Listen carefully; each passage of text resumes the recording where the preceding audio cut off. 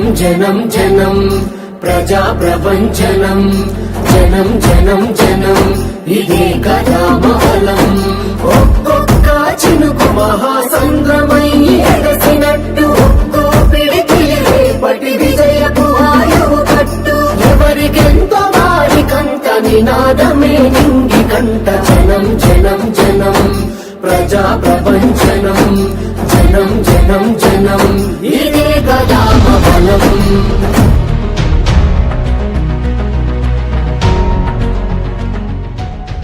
ఎనుకో ముందో ఎప్పటికైనా సచ్చేటోళ్ళమే. రేపటి సాగు కోసం ఇయ్యాల భయపడతామా?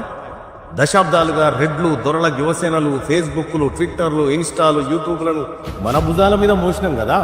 ఇక చాలు, ఎనఫ్ ఈజ్ ఎనఫ్. ఇప్పుడు నడుస్తుంది మన ఉద్యమం, బీసీల ఆత్మగౌరవ యుద్ధం. ఇది బీసీల అధికార దండయాత్ర. 78 ఏళ్ల తర్వాత మన కోసం మనం చేసుకుంటున్న తొలి పోరాటం.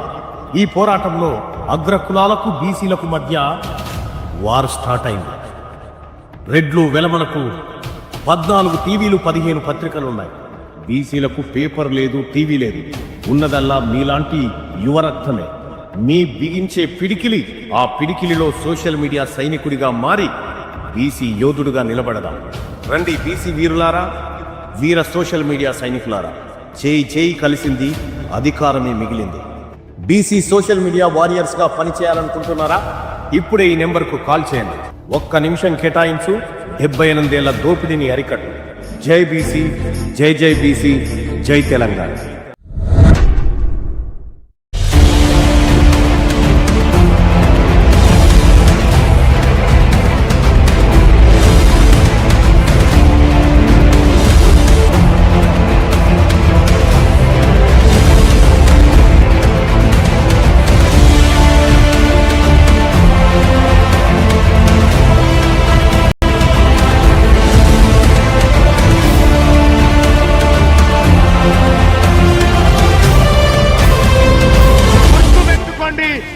బీసీ సమాజానికి, తెలంగాణ రాష్ట్ర బీసీ ప్రజలకు మీ బిడ్డ టీన్మార్ మల్లన్న ఖడ్గం పట్టుకొనున్నాడు. నిన్నటి దాకా ఒక లెక్క, ఇయాల నుంచి ఇంకొక లెక్క. ఈ తెలంగాణ రాజ్యాధికార పార్టీ ఇది ఫక్తు బీసీల ఆకాంక్షలు నెరవేర్చే పార్టీ. ఇది అన్యాయం జరిగిన వర్గాలకు అండగా నిలబడేటువంటి పార్టీ.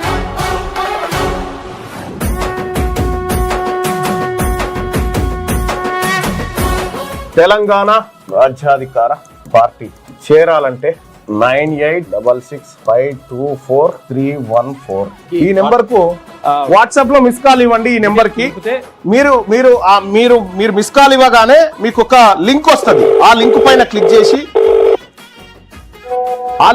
క్లిక్ చేసి మీరు దాంట్లో మన ఇందులో జాయిన్ కావచ్చు. తెలంగాణ రాజ్యాధికార పార్టీలో వెంటనే జాయిన్ కావచ్చు. ఆ లింక్ ద్వారా మీరు ఎంటర్ అయితే.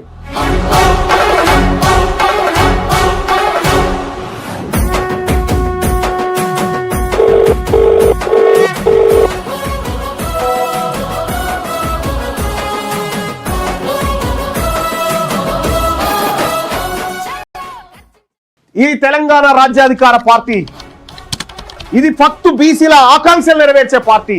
ఇది అన్యాయం జరిగిన వర్గాలకు అండగా నిలబడేటువంటి పార్టీ.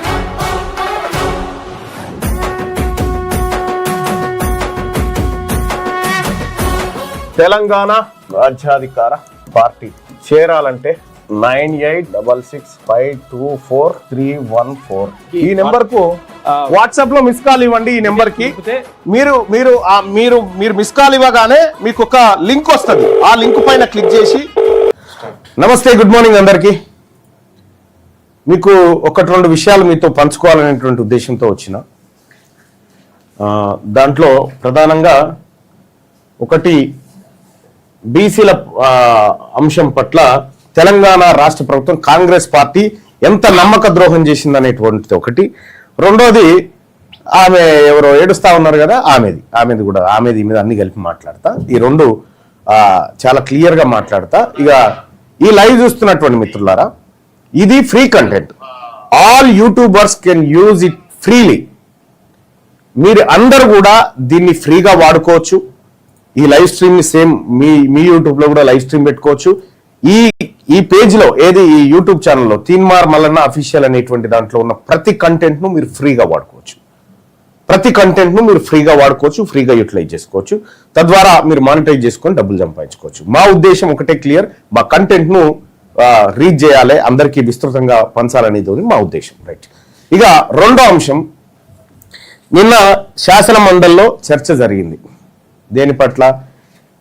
2025 మార్చిలో మనం బడ్జెట్ పెట్టినాం. ఆ బడ్జెట్లో బీసీలకు 11,500 కోట్ల రూపాయల బడ్జెట్ పెట్టినాం కదా. మరి ఆ బడ్జెట్ పెట్టి 9 నెలలు అయిపోయింది, 10 నెలలు అయిపోయింది. ఈ 10 నెలల్లో ఈ 11,500 కోట్లలో ఎంత ఖర్చు పెట్టిర్రు అనేది నేను ప్రశ్న వేసిన. దానికి ప్రభుత్వం ఇచ్చిన సమాధానం ఇవన్నీ కూడా ఎట్లా ఉన్నాయో మీరు చూడండి. సో బీసీ ప్రజలారా, ఇది చాలా కీలకమైనటువంటి విషయం. దయచేసి మీరు ఫస్ట్ ఈ లైవ్ను లైక్ చేయండి, ఈ లైక్ బటన్ నొక్కి షేర్ చేయండి. మీ యూట్యూబ్లలో మీరు ఫ్రీగా, మీ ఫేస్బుక్లలో ఎక్కడ వాడుకుంటారో వాడుకోండి. ఈ కంటెంట్ను ఫ్రీగా వాడుకోండి అందరూ. ఇది షేర్ చేయండి, లైక్ చేయండి, ఎక్కువ మందికి రీచ్ అయ్యేలాగా చేయండి. నేను చెప్పేటువంటిది అత్యంత కీలకమైనటువంటి విషయం. ఇది కామారెడ్డిది డిక్లరేషన్, అది బీసీ డిక్లరేషన్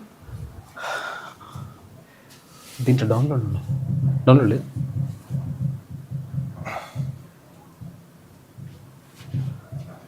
ఓకే, వచ్చి ఇది Kamareddy BC declaration. Kamareddy BC declaration లో కాంగ్రెస్ ఏమేమి హామీలు ఇచ్చిందో ఒక్కసారి మనం క్లియర్ గా ఇక్కడ చూడాలి. ఇక్కడ కామారెడ్డి బీసీ డిక్లరేషన్ లో ఎప్పుడు పెట్టిరి BC declaration? Kamareddy BC declaration అంటే తెలంగాణలో కాంగ్రెస్ పార్టీ అధికారంలోకి వస్తే బీసీల కోసం ప్రకటించిన హామీల సమూహం. ఇందులో రిజర్వేషన్లు పెంచడం, బీసీ సప్లాన్ నిధులు, బీసీ భవనాలు వంటివి ప్రధానం. వీటిని అమలు చేయాలని డిమాండ్ చేస్తూ కామారెడ్డిలో పెద్ద ఎత్తున సభలు, నిరసనలు జరిగాయి. ఈ డిక్లరేషన్ తెలుగులో ముఖ్యంగా జనాభా ప్రాతిపదికన రిజర్వేషన్లు, బీసీ సప్లాన్, 20,000 కోట్ల నిధులు, ప్రతి జిల్లాలో బీసీ భవన్ వంటి అంశాలు కలిగి ఉన్నాయి. ఏమేమి చెప్పారు ఇక్కడ? రిజర్వేషన్ల పెంపు, జనాభా లెక్కల ఆధారంగా బీసీ రిజర్వేషన్లను 23 నుంచి 42కి పెంచుతామని హామీ. 23 నుంచి 42కు పెంచకపోగా 23 నుంచి 17కు తగ్గించారు రేవంత్ రెడ్డి. ఇక బీసీ సప్లాన్, తొలి అసెంబ్లీ సమావేశంలోనే బీసీ సప్లాన్ ను ప్రవేశపెడతామని ప్రకటన. ఇప్పుడు ఎన్ని అసెంబ్లీ సమావేశాలు అయిపోయినాయి? 2 ఏళ్ళు గడిచిపోయింది. రెండో మాసికం కాంగ్రెస్ పార్టీకి తెలంగాణ రాష్ట్రంలో కాంగ్రెస్ పార్టీ అధికారంలోకి వచ్చి 2వ ఏడాది అయింది, 3వ ఏడాది నడుస్తా ఉంది. తొలి అసెంబ్లీ సమావేశంలో సప్లాన్ పెడతామని పెట్టకుండా ఇక నిధులు 5 ఏళ్లలో బీసీల అభివృద్ధికి ఏటా అంటే ప్రతి ఏడాది 20,000 కోట్ల రూపాయల చొప్పున 1,00,000 కోట్లు ఖర్చు చేస్తామని వాగ్దానం చేసింది. ఇది ముఖ్యమంత్రి రేవంత్ రెడ్డి కాంగ్రెస్ పార్టీ ఇచ్చిన హామీ. మరి వీళ్ళు ఏమంటారు?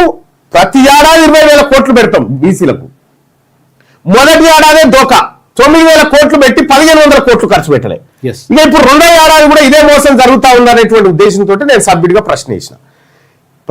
అయ్యా, ఈ 20,000 పెట్టమంటే పెట్టలేదు కదా, 11,500 కోట్లు పెట్టింది కదా, ఇందులో ఎంత ఖర్చు పెట్టిరు? ఇప్పుడు 10 నెలలు అయిపోయింది, ఇక 2 నెలలు ఉంది బడ్జెట్ అయిపోయేందుకు. ఈ 10 నెలల్లో మా బీసీల కోసం ఎంత ఖర్చు పెట్టిరని నేను అడగడం జరిగింది. అడిగితే ప్రభుత్వం ఇచ్చినటువంటి సమాధానం,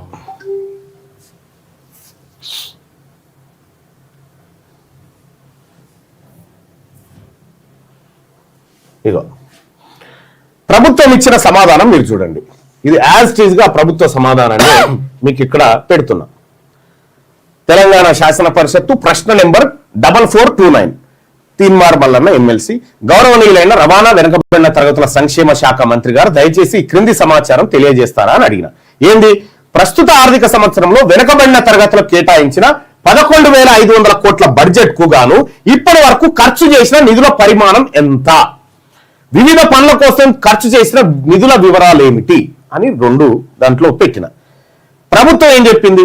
ఇప్పటి వరకు 2,426 కోట్లను ఖర్చు చేయడం అయింది అని చెప్పింది.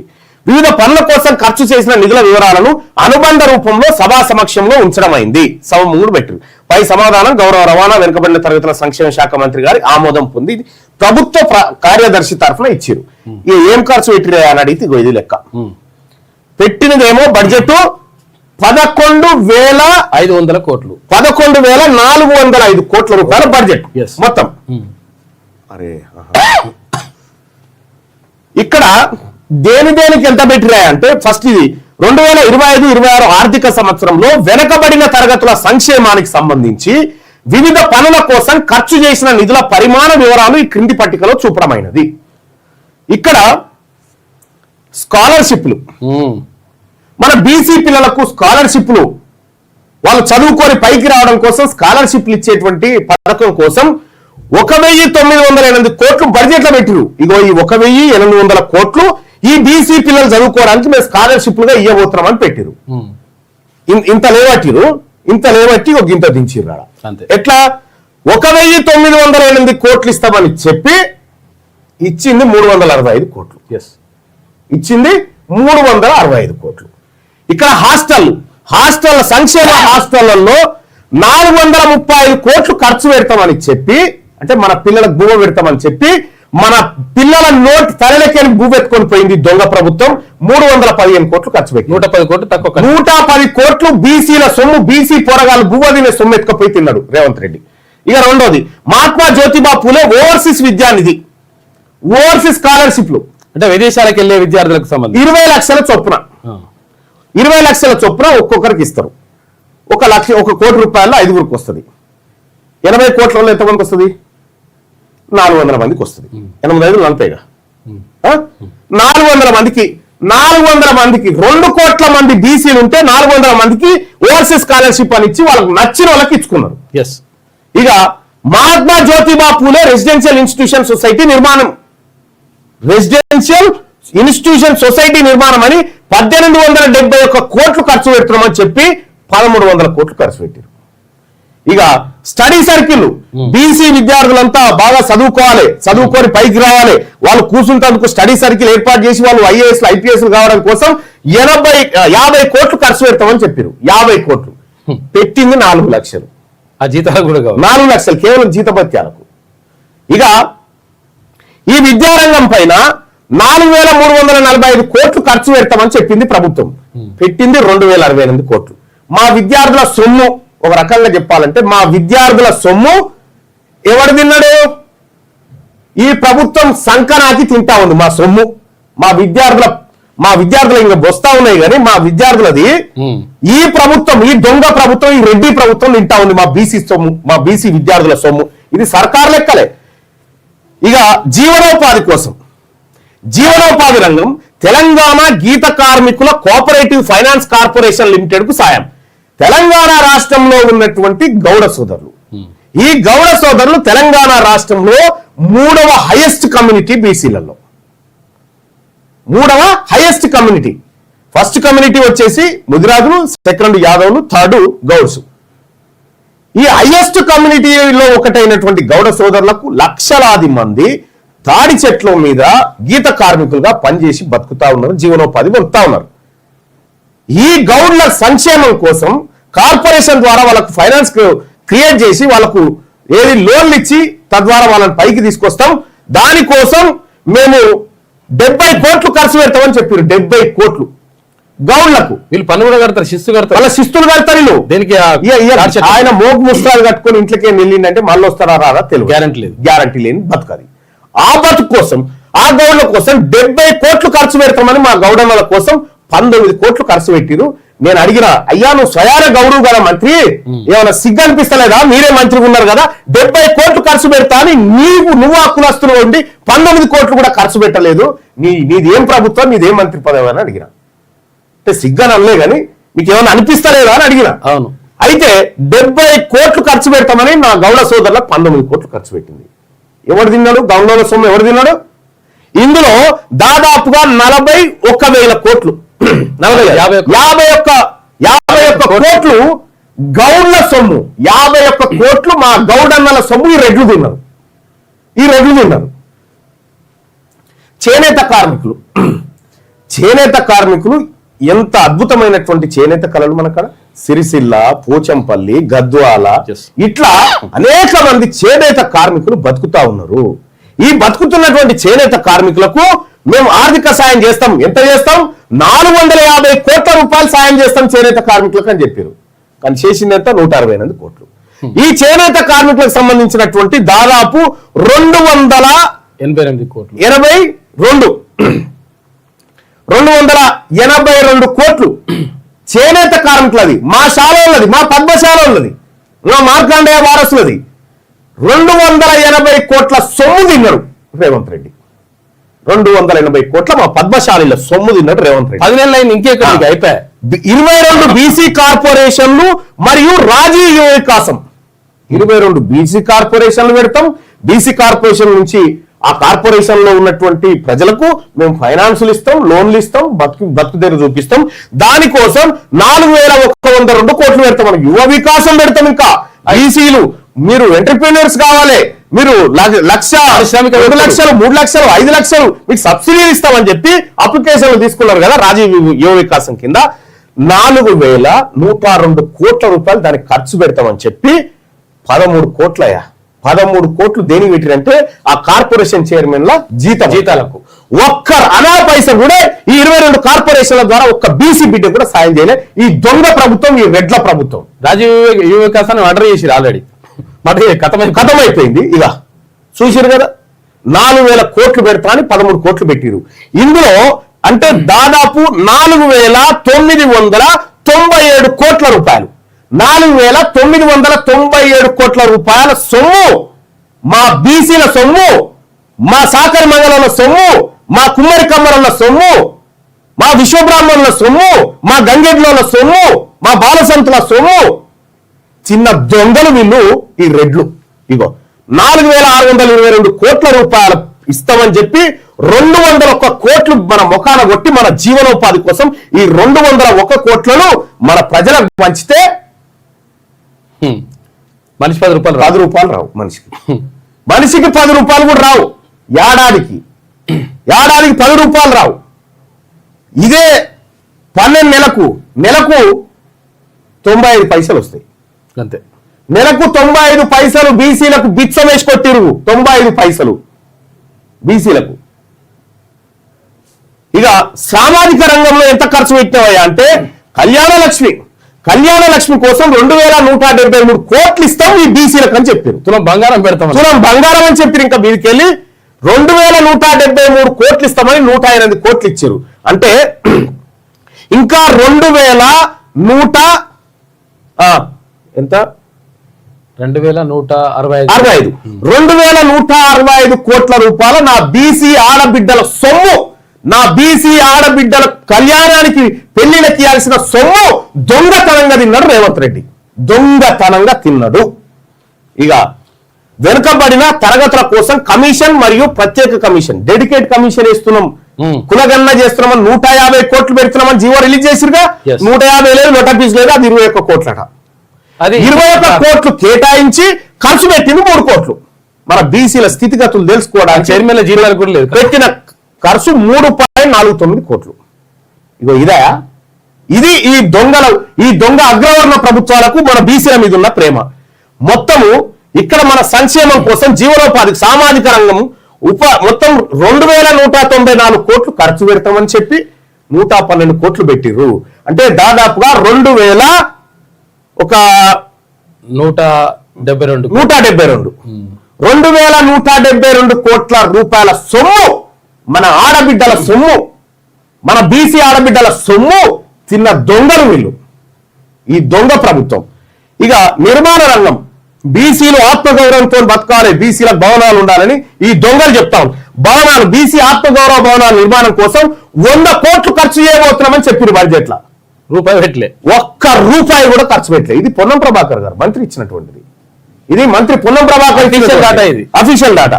ఇక సిబ్బంది జీతాలు వీళ్ళకి 143 కోట్ల రూపాయలు ఇస్తామని చెప్పి 43 కోట్లు ఇచ్చారు జీతాలు కూడా. ఓవరాల్ గా 11,405 కోట్లు బీసీల బడ్జెట్ అని చెప్పి ఈ 10 నెలల కాలంలో 2,426 కోట్లు ఖర్చు పెట్టినటువంటి ఈ దొంగ ప్రభుత్వాన్ని, ఈ దొంగ రేవంత్ రెడ్డిని, ఈ బీసీల సొమ్ముదిని బతుకుతున్న అగ్రవర్ణ దొంగలను నేను అడుగుతా ఉన్నా, మాకు ప్రత్యేక ప్రభుత్వమే కావాలి.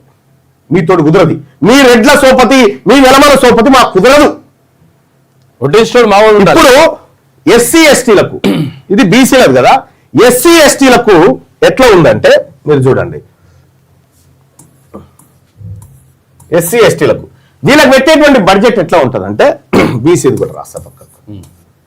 ఇలా పెట్టే బడ్జెట్ ఎట్లా ఉంటుందంటే ఇప్పుడు ఎస్సీలకు ఒక 10,000 కోట్లు పెట్టిరు అనుకో, ఎస్టీలకు ఒక 15,000 కోట్లు పెట్టిరు అనుకో, సపోజ్ ఉదాహరణ. ఇప్పుడు ఈ నెల ఏది 2025-26 బడ్జెట్ లో పెట్టిరు అనుకుందాం. ఇక బీసీలకి ఇప్పుడు 11,400 కోట్లు పెట్టిరు కదా, ఇవి పెట్టిరు కదా. ఇప్పుడు ఎస్సీలకు ఈ బడ్జెట్ లో వీళ్ళు ఖర్చు చేయలేదనుకో 2000 క్యారీ ఫార్వర్డ్ చేస్తారు 26-27 బడ్జెట్ మళ్ళీ వచ్చే బడ్జెట్ ఉందిగా, ఈడ 5,000 ఖర్చు పెట్టిరు అనుకో, ఇంకో 5,000 ఇలా కలపాలి, మళ్ళా ఇలా కలపాలి, వచ్చే బడ్జెట్ లో కలపాలి. వీళ్ళ దాంట్లో 5,000 ఖర్చు పెట్టిరు అనుకో, మిగతా 10,000 ఇలా కలిపి కొత్త బడ్జెట్ లో మళ్ళీ వాళ్ళకి ఎక్కువ నిధులు ఇవ్వాలి. ఇక బీసీలకు ఉందనుకో ఎందుకు వాళ్ళకి ఆ రక్షణ ఉంది, ఎందుకు బీసీలకు లేదంటే అదే ఎస్సీ ఎస్టీ సప్లాన్.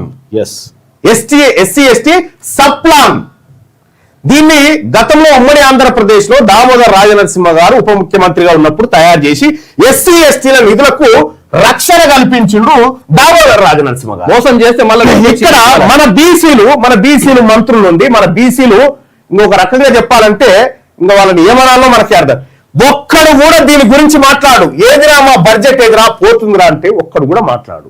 అంటే బీసీలం అంటే పన్నులు కట్టి ప్రభుత్వానికి మొత్తం తెలంగాణ రాష్ట్రంలో తెలంగాణ బడ్జెట్ లో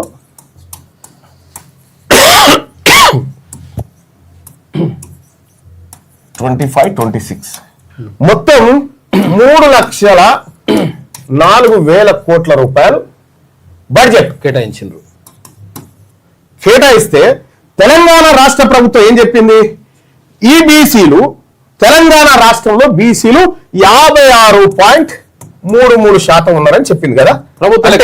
ఈ బడ్జెట్ లో సగం వాటా బీసీలకు రావాలి, సగం కంటే ఎక్కువ రావాలి.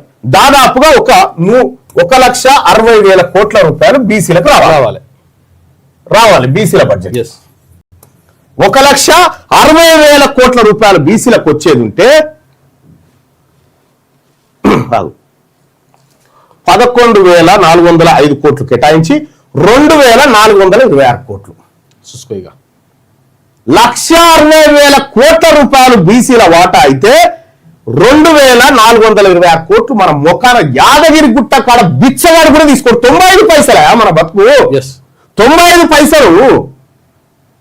ఇది దొంగ రేవంత్ రెడ్డి ప్రభుత్వం చేస్తున్నటువంటి కుట్ర. ఇప్పుడు నేనేం చెప్తున్నా అంటే మాకు కూడా ఇలాంటి రక్షణ కావాలి, సప్లాన్ ఉండాలి, బీసీ సప్లాన్. నువ్వు మేనిఫెస్టో చెప్పినావు కదా, మీరు చెప్పినావు కదా మేనిఫెస్టోలో. నేను ఇగో 5 ఏళ్లలో బీసీల అభివృద్ధికి 20,000 కోట్ల చొప్పున 1,00,000 కోట్లు పెడతాం. బీసీ సప్లాన్ తొలి అసెంబ్లీ సమావేశాలు. ఏది నా బీసీ సప్లాన్ ఏది? ఇప్పుడు ఎన్ని అసెంబ్లీ సమావేశాలు ఇప్పుడు చెప్పు. బీసీ ఎమ్మెల్యేలారా మీరు ఉన్నారు కదా, 19 మంది 20 మంది ఉన్నారు కదా, మాట్లాడురి. మహేష్ కుమార్ గౌడ్ గారు పిసిసి చీఫ్ కదా, మీరు బీసీ కదా, గవర్నర్లకు ఇస్తేనే గతి లేదా మీ పార్టీలా?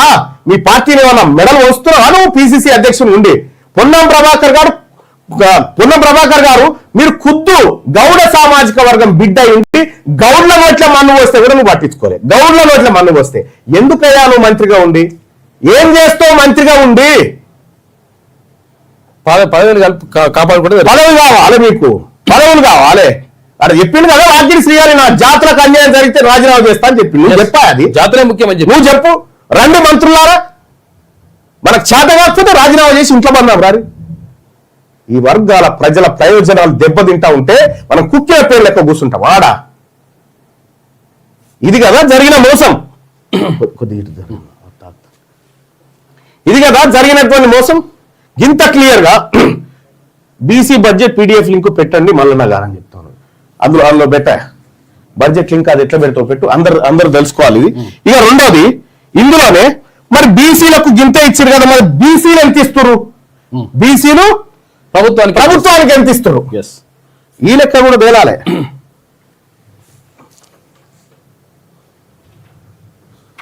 ఇగో ఇది లెక్క. 2014-15 ఆర్థిక సంవత్సరంలో బీసీ 1,00,000 కోట్ల బడ్జెట్ అయితే బీసీలు పన్నులు కట్టిన డబ్బు 56,685 కోట్లు పన్నుల రూపంలో కట్టిరు. అంటే ప్రతి నెల 4,724 కోట్ల రూపాయలు ఓన్లీ బీసీలు పన్నుల ద్వారా ఉప్పు మిరపకాయ కొని పెట్రోల్ పోసుకొని ఈ పన్నులు ఏవైతే కట్టిరో ఆ పన్నుల ద్వారా ప్రభుత్వానికి 56,688 కోట్లు వచ్చింది.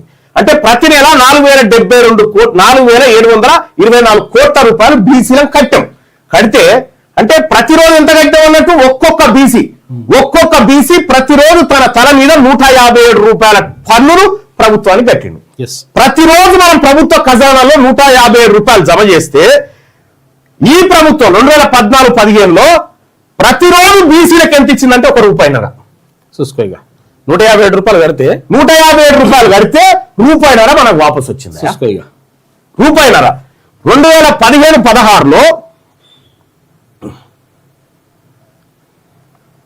2015-16లో ప్రతిరోజు మనం 181 రూపాయలు కట్టినాం ప్రభుత్వానికి. 181 రూపాయలు కట్టినాం. కడితే ఈ 2015-16లో ₹1.49 కొట్టిరు మన మొక్కాన. మన సొమ్ముని బీసీ ప్రజలారా వీళ్ళు తిని బతుకుతుంది మన సొమ్మే. ఈ దొంగల దగ్గర పైసలు మన సొమ్ము తిని బతుకుతా ఉంది. ఇవి నా లెక్కలు కాదు. నేను మొన్న రాత్రి 2 గంటల దాకా కూర్చొని కాగ్ రిపోర్ట్లన్నీ మర్రేసుకుంటా ఏం జరిగింది నా బీసీలకు అన్యాయం అని చెప్పి కూర్చుంటే తేలిన లెక్కలు ఇవన్నీ.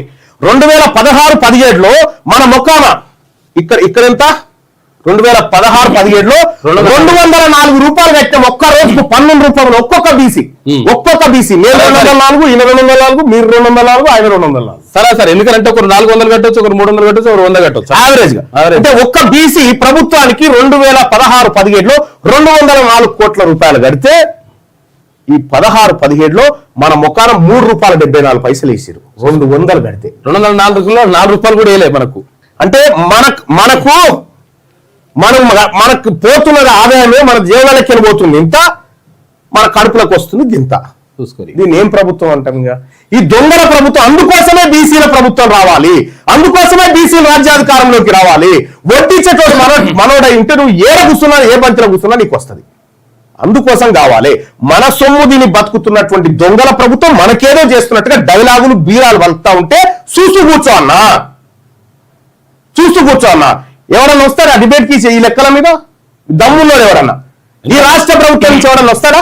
దమ్మున్నోడిగో ఇది తప్పయా అని చెప్పడానికి ఎవరన్నా వస్తాడా? ఖుద్దు ప్రభుత్వం అయ్యా, ఇది ప్రభుత్వం. ఈ శ్రీధర్ ప్రభుత్వ కార్యదర్శి ఇచ్చినటువంటి లెక్కలు ఇవి, గవర్నమెంట్ లెక్కలు. నేను చెప్పిన లెక్కలన్నీ కంట్రోలర్ అండ్ ఆడిటర్ జనరల్ తప్పు పడితే అందులో తీసినటువంటి లెక్కలు ఎక్కడెక్కడ బీసీలకు అన్యాయం జరిగిందంటే ఏం చేయాలి మరిగా? ఈ బడ్జెట్ లెక్కలు మీకు డిస్క్రిప్షన్ లో లింక్ ఉంటుంది. ఆ లింక్ ద్వారా మీరు తీసుకోండి సోదరులారా. ఇది బీసీలకు సంబంధించినటువంటి సొమ్ము. ఇంకా రెండో టాపిక్ లోకి వస్తా. రెండో టాపిక్ ఏంటంటే ఒక ఆమె ఒలపోత పోస్తా ఉన్నదాట. ఏమని? అసలు టిఆర్ఎస్ ను బీఆర్ఎస్ చేయొద్దు, నాకు నచ్చలే, నేను ఆయన పోలే ఈమెను విలువలేదు. ఫస్ట్ ఈయన విలువలేదా? తెలంగాణ జాగృతి భారత జాగృతి ఎందుకైంది? తెలంగాణ కేసీఆర్ గారు డిసెంబర్ 22 తారీఖు డిసెంబర్ 15 ఒక్క నిమిషం ఇది క్లోజ్ చేయమా.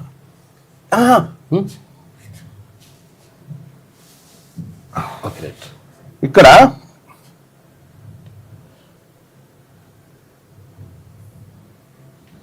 ఇగో కవితాస్ తెలంగాణ జాగృతి బికమ్స్ భారత జాగృతి టు గో నేషనల్ వైడ్ గా పోతానికి వాళ్ళయ్యా ఏది తెలంగాణ రాష్ట్ర సమితిని ఏ రోజైతే భారత రాష్ట్ర సమితిగా మార్చిందో చెల్లె అంటే తన దుకాణాన్ని తెలంగాణ జాగృతి నుంచి తన పేరులో తెలంగాణ ఉడబీకేసి భారత్ అని జోడించింది. చూసుకో.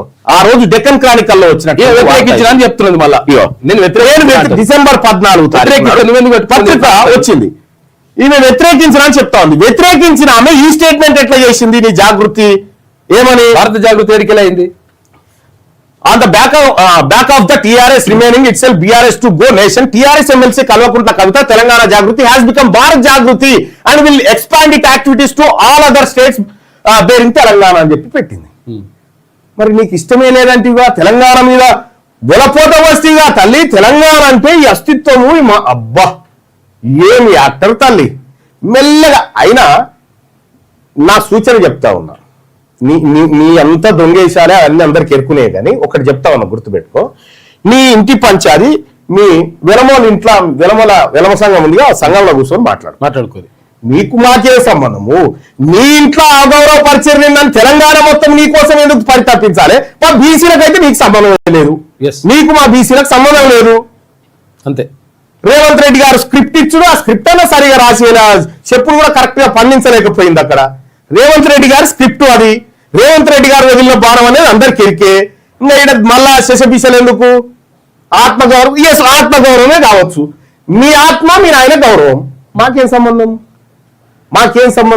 టిఆర్ఎస్ బీఆర్ఎస్ చేసుడు నీ చేతులు లేకపోవచ్చు కానీ భారత జాగృతి నీదే కదా సొంతందే కదా నువ్వేమైనా ఈమెది కాదు జాగృతి 1990 ప్రాంతంలో ఖమ్మంలో పుట్టిన సంస్థ అది ఈమె అది క్యాప్చర్ చేసింది 1990లో ఖమ్మంలో జాగృతి అనేటువంటి మహిళలు అక్కడ ఉన్నటువంటి పేద ప్రజలకు సాయం చేయడం కోసం మహిళలు రైతులు అందరు కలిసి ఏర్పాటు చేసుకున్న సంస్థ జాగృతి ఈమెది కాదు ఈమె బతుకమ్మ ఈమె పెట్టానే చెప్తా ఉంది కానీ ఈమెది కాదు దుకాణం ఆ దుకాణం వేరేది ఆ దుకాణం కరెక్ట్ ఇక్కడ అమ్మ నువ్వు నిన్న ఏడ్చుకుంటా ఒలపోతలు పోస్తా ఉన్నావు కదా తల్లి సరే ఒలపోతలు పోస్తా ఉన్నావు నీ తెలంగాణ జాగృతిలోంచి తెలంగాణ పదాన్ని తీసేసి భారతాన్ని ఎందుకు పెట్టావు చెప్పావు నీ చేతిలో ఉండే కదా చెప్పు ఎందుకు పెట్టావు నీకు ఇష్టమైన దాపరమైన హరిగా ఇష్టమైన తెలంగాణ మీద పడి దోసుకుంది అంటా ఉంది ఆమె అన్న మాటనే ఏది ఇక్కడ మనం వీకింగ్ కట్టలు కట్టామని అక్కడ పోతున్నామా అని చెప్పింది ఇక్కడ వీకలే సేమ్ మనకు కూడా అప్లై అవుతుంది కదా తల్లి సేమ్ మనకు కూడా అప్లై అవుతుంది కదా నీ అయ్యా లేకపోతే కల్వకుంట్ల చంద్రశేఖరరావు లేకపోతే అసలు నువ్వు ఎవరు తల్లి మధు యాష్కి గారిని అడిగితే చెప్పడా మీరేంది మీ బతికేంది ఇవాళ బాగా పైసలు అడ్డగోలుగా సంపాదించి వాళ్ళని వీళ్ళని ముంచి నీ కుటుంబం చేయంగా ఎన్ని కుటుంబాలు ఆత్మహత్యలు చేసుకొని సరిపోయినాయి తెలంగాణ రాష్ట్రంలో ఎంతమంది ఆడబిడ్డల వలపోతకు మీరు కారణమయ్యారు చెప్పురి ఇలా రేవంత్ రెడ్డి గారు మెల్లగా నేను దించి సామాజిక న్యాయం జరగాలి అమ్మా నీకు నిజామాబాద్ పార్లమెంట్ టికెట్ కేసీఆర్ పిలిచి ఇచ్చినాడు నేనే కదా ఇవాళ ఇంటర్వ్యూ చేసింది నేనే తెచ్చుకున్నా అని చెప్పలే నేనే కదా నేను ఇంటర్వ్యూ చేసి ఆ ఇంటర్వ్యూ ఎట్లా V6 మళ్ళా V6 కు ఫోన్ చేసి మల్లన్నతో ఇంటర్వ్యూ చేయించని బతిలాడితే నేను చేయను సార్ అంటే బర్మీకి మా అంకమరావు సార్ తోలితే వచ్చిన తీన్బార్ న్యూస్ లో దానికి సంబంధించి తోలితే వచ్చిన అప్పుడే నీ యాక్టింగ్ గమనించిన ఏదో మేమే ఏదో బల్మీటికి వచ్చినట్టుగా నువ్వు చేసి యాక్టింగ్ అప్పుడే గమనించిన కానీ ఒక్కటి గుర్తుపెట్టుకో నిన్ను పెంచి పెద్ద చేసినటువంటి కల్వకుంట్ల చంద్రశేఖరరావును ఆయన తీవ్ర మనోవేదనకు అసలు గురైతుంది నీ వల్లనే ఇలా బీఆర్ఎస్ పార్టీని నాశనం చేయాలని రేవంత్ రెడ్డితో జతగట్టి రేవంత్ రెడ్డి బాణం లాగా నువ్వు బయటకు వచ్చి చేస్తా ఉన్నావు కదా దుకాణం అందుకే పత్రికలలో అన్నిట్లో ఎందుకు టాప్ వచ్చింది అనుకుంటున్నావు ఈమెది రేవంత్ రెడ్డి రాపిచ్చిండు రేవంత్ రెడ్డి కారణంగానే వచ్చింది బీసీల గింత అన్యాయం జరిగితే ఒక్క పత్రికోడన్న ఒక వార్త వేసినావు చూడు ఫ్రంట్ పేజీలో ఒక్కడన్నా ఒక వార్త వేసినావు చూడు ఈ అగ్రకులాలకు సంబంధించినటువంటి వార్త ఇప్పుడు ఈమె ఏం చేయాలి సార్ మేమంతా ఏమన్నా ఉపాసం ఉందన్నా దీక్ష చేయాలన్నా ఈ ఆత్మగౌరవం కోసం మాకేం సంబంధమమ్మా మాకేం సంబంధము ఇంటి పంచాయతీ తీసుకొచ్చి మీ ఇంటి పంచాయతీ తెచ్చి మీకు పైసలు ఎక్కువ మీరు కొట్లాడుకొని మీరు తీసుకురావడం అని ఇదేదో రాష్ట్రాన్ని నీకేం సంబంధము నీ కథ ఏంది 20 లక్షల వాచ్ ఎక్కడి నుంచి బాగుంది నేను కొనుక్కున్నా పైసలు ఉంటే కొనుక్కో వ్యాపారం చేసుకోవచ్చండి బా ఏమి ఇవన్నీ ఉన్నాయి ఈ దుకాణాలు అన్నీ ఉన్నాయి రాసి పెట్టుకో కవితమ్మ నువ్వు ఈ రాష్ట్రంలో ఏడ నిలబడ్డా తెలంగాణ రాజ్యాధికార పార్టీ కార్యకర్త చేతిలో చిత్తుగా ఓడిస్తాం బీసీలం నిన్ను చూడు మెల్లగా దిగిన ఇట్లా రేవంత్ రెడ్డి దించిండని ఆ స్క్రిప్ట్ అన్నా సరిగా రాసి ఇవ్వచ్చు కదా ఆ స్క్రిప్ట్ కూడా సరిగా రాసి పండలే ఆడ వండలే కానీ పత్రికలలో మర్చిపించారు పత్రికలలో బ్యానర్ వార్తలు సపరేట్ హెడ్డింగ్లు పెట్టి మళ్ళా ఏమన్నా మండల వార్తలు మీరు మాట్లాడితే వేసిండ్రా ఏమన్నా పేపర్లలో రావవి ఎందుకంటే మేము మెజార్టీ ప్రజల బీసీల వార్తలు రాయనటువంటి ఈ దద్దమ్మ పత్రికలు ఈమె వలపోతలు రాసుకొచ్చినాయి ఓ పంజేరి పత్రికా యాజమాన్యాలు ఎవరైతే పోయి ఉన్నారో కవితింటి కాడ కూర్చొని ఇట్లా కప్పుకొని ఏడ్చుకుంటూ కూర్చోరు ఏం జరిగిందో టీవీ ఛానల్లో కూడా ఉండాలి మండలి ఏమన్నా వేసిండ్రా మా జాతరకు పట్టబగటీలు అన్యాయం జరిగితే మీకు వార్త కాదా? మా జాతరకు అన్యాయం జరిగితే మీకు వార్త కాదు. అది ఏడ్చిందంటే ఏడితే మాకేంది, ఏట్లా కొట్టుకోపోతే మాకెందుకయా? మా మీద తెచ్చి గుర్తా ఉన్నారు ఆ పత్రికల పంచాయతీ మొత్తం తెలంగాణ పంచాయతీ అయింది. పనిచేయరు మీరందరూ ఈ పత్రికల ఓరాలు ఉన్నారు, అగ్రకులాలు మీరు కూడా పోయి ఆడ కూర్చొని ఓరార్పు యాత్రకు పెట్టుకోరు ఒకటి. కాక ఎవరింటి పంచాయతీ, ఎవరి కథ? మా ఇంటి పంచాయతీ, మా కడుపు కోత, మా విద్యార్థుల భోజనం ఎత్తుకపోయారు, మా ఆడబిడ్డల కళ్యాణ లక్ష్మి దొంగతనం చేసిరు. ఇవిటి వార్తలు ఎవరురా అంటే ఇవి వార్తలు కావట, అవి వార్తనట, అవి ఏడిస్తే వార్తనట. ఇవి పత్రికల ఈ పత్రికల గురించి మీరు ఏం చెప్తారు బాయ్ సాబ్? లైవ్ చూస్తున్న మిత్రులారా,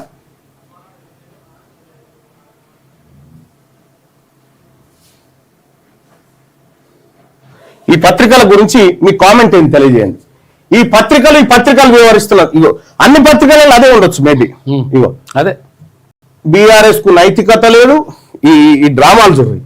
ఇది ఇళ్ళ బ్యానరే, ఇళ్ళ బ్యానర్ వాడతారే, అన్నిట్లో బ్యానరే, ఈనాడులో కూడా బ్యానరే. ఈనాడులో కూడా ఉందా?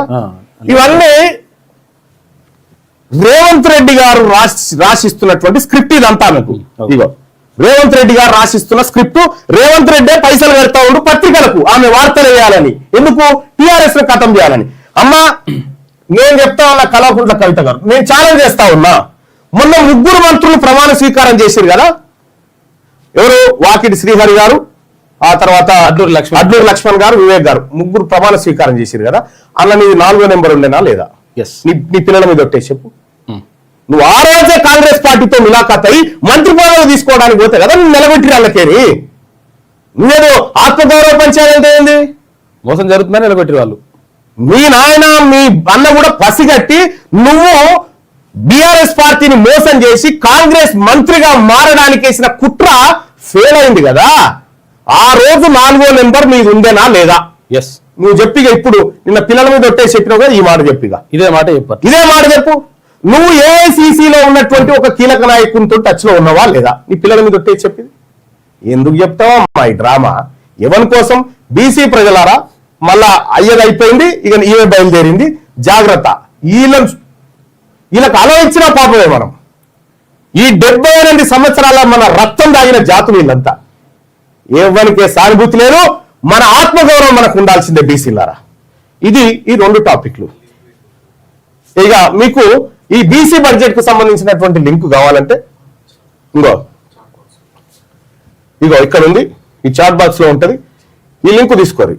అయితే వివిధ యూట్యూబ్ ఛానల్లో ఎవరైతే లైవ్ నడిపిస్తా ఉన్నారో ఇది మీరు కూడా ఈ లింకును ఈ చాట్ బాక్స్ లో పేస్ట్ చేయండి, దాన్ని పిన్ చేసి పెట్టండి పైన. ఎందుకంటే మళ్ళీ నేను ఇట్లా చెప్తే మళ్ళీ వాళ్ళకి ఆడ దొరకదు. కాబట్టి ఇట్లా ఇది క్లిక్ చేయగానే కాపీ చేసుకుని మీరు బీసీలో పెట్టిన బడ్జెట్ భాగవతం అంతా బయటకు వస్తుంది.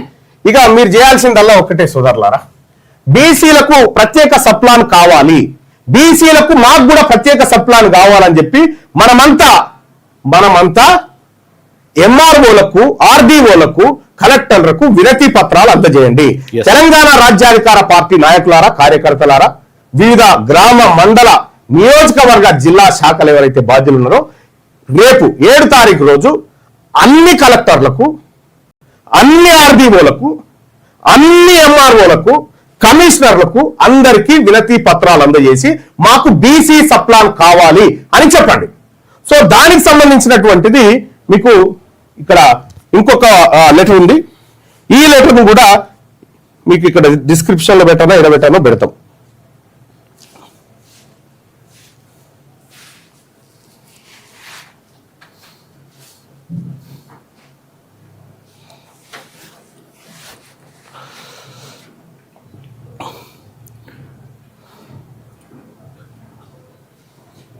మీకు అది తెలంగాణ రాజ్యాధికార పార్టీ .in అనేటువంటి వెబ్సైట్ లో అది పెడతాం సోదరులారా.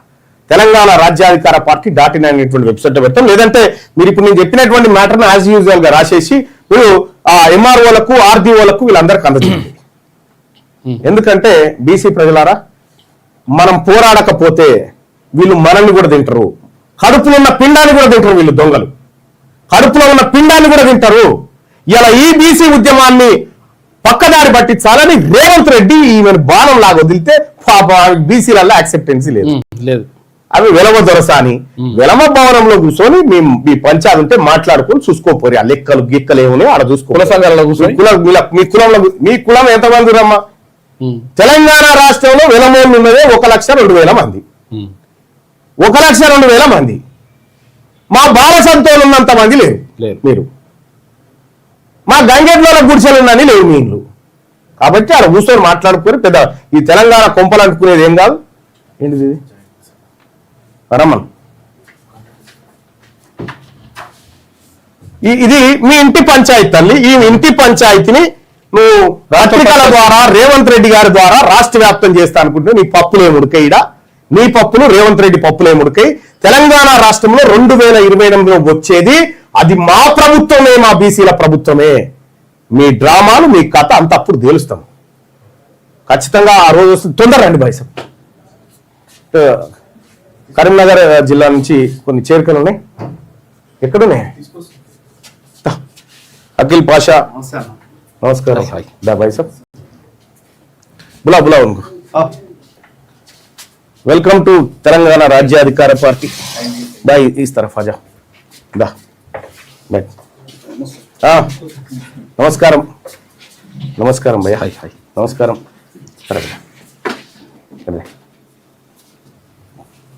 पहला मुझे तेरा అఫ్రోజ్ అని కరీంనగర్ అన్న. కరీంనగర్ అఫ్రోజ్ భాయ్ థ్యాంక్ యూ.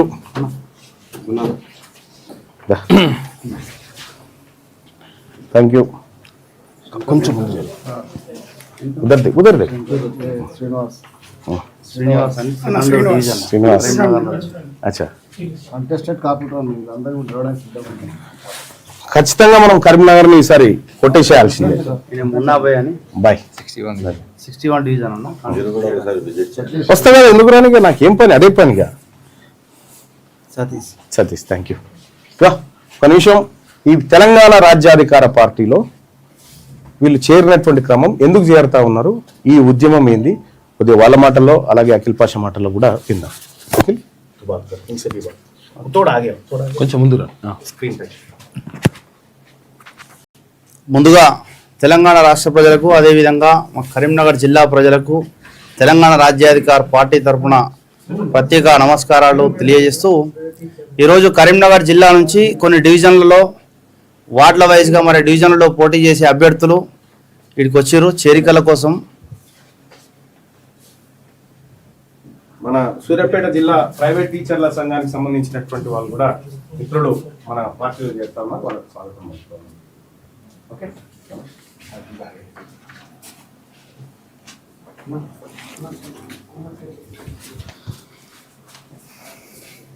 సో కరీంనగర్ జిల్లాలో ఇప్పుడు రాబోయే పట్టణానికి సంబంధించిన ఎన్నికలు ఏవైతున్నాయో, డివిజన్లకు సంబంధించిన కార్పొరేషన్ ఎన్నికలు ఏవైతున్నాయో, సో కరీంనగర్ జిల్లాలో ఉన్న 66 డివిజన్ల నుంచి తప్పకుండా తెలంగాణ రాజ్యాధికార పార్టీ పోటీలో ఉంటాయని చెప్పేసి తెలంగాణ రాష్ట్ర ప్రజల ముందు, అదేవిధంగా కరీంనగర్ జిల్లా ప్రజల ముందు నేను తెలియజేస్తా ఉన్నా.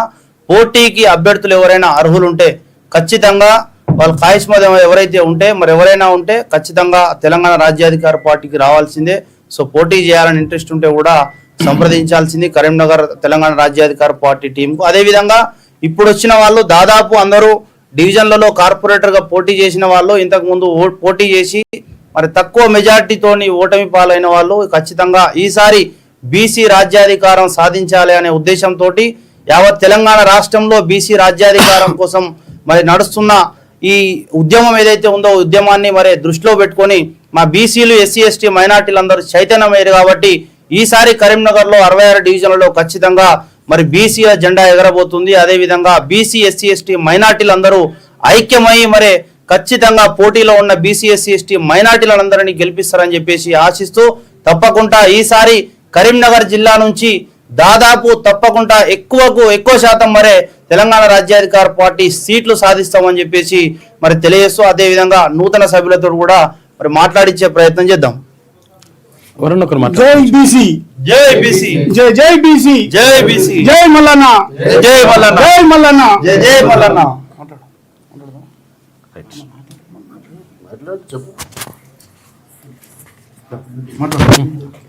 2 మాటలు చెప్పేసి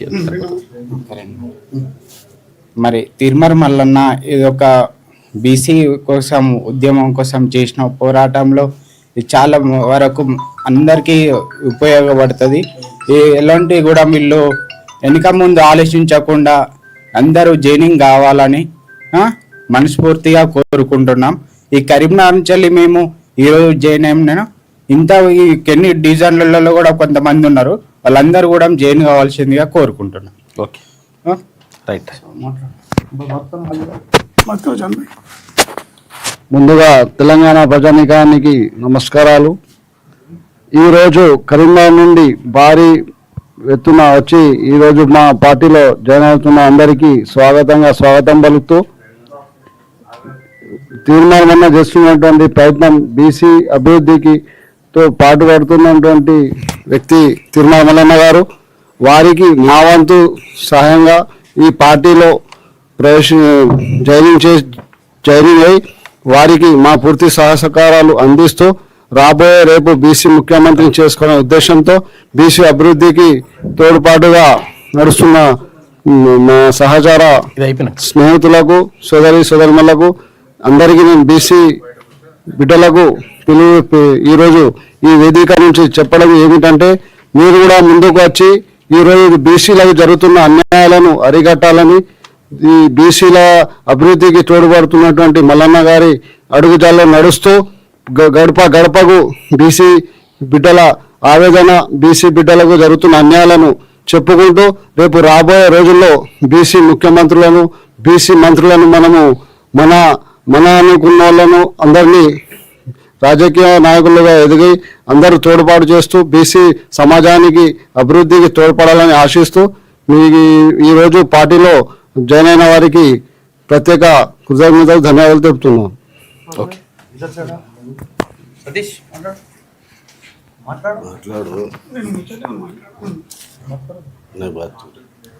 మరి ముఖ్యంగా కరీంనగర్ జిల్లా నుంచి ఈ తెలంగాణ రాష్ట్ర ప్రజల ముందు ఒక ముచ్చట పెడతా ఉన్నాము. తెలంగాణ రాష్ట్రంలో కరీంనగర్ జిల్లా అంటే చాలా కీలకమైనది. ప్రతి ఒక్క రాజకీయ పార్టీ కరీంనగర్ జిల్లా నుంచే పురుడు పోసుకుంది.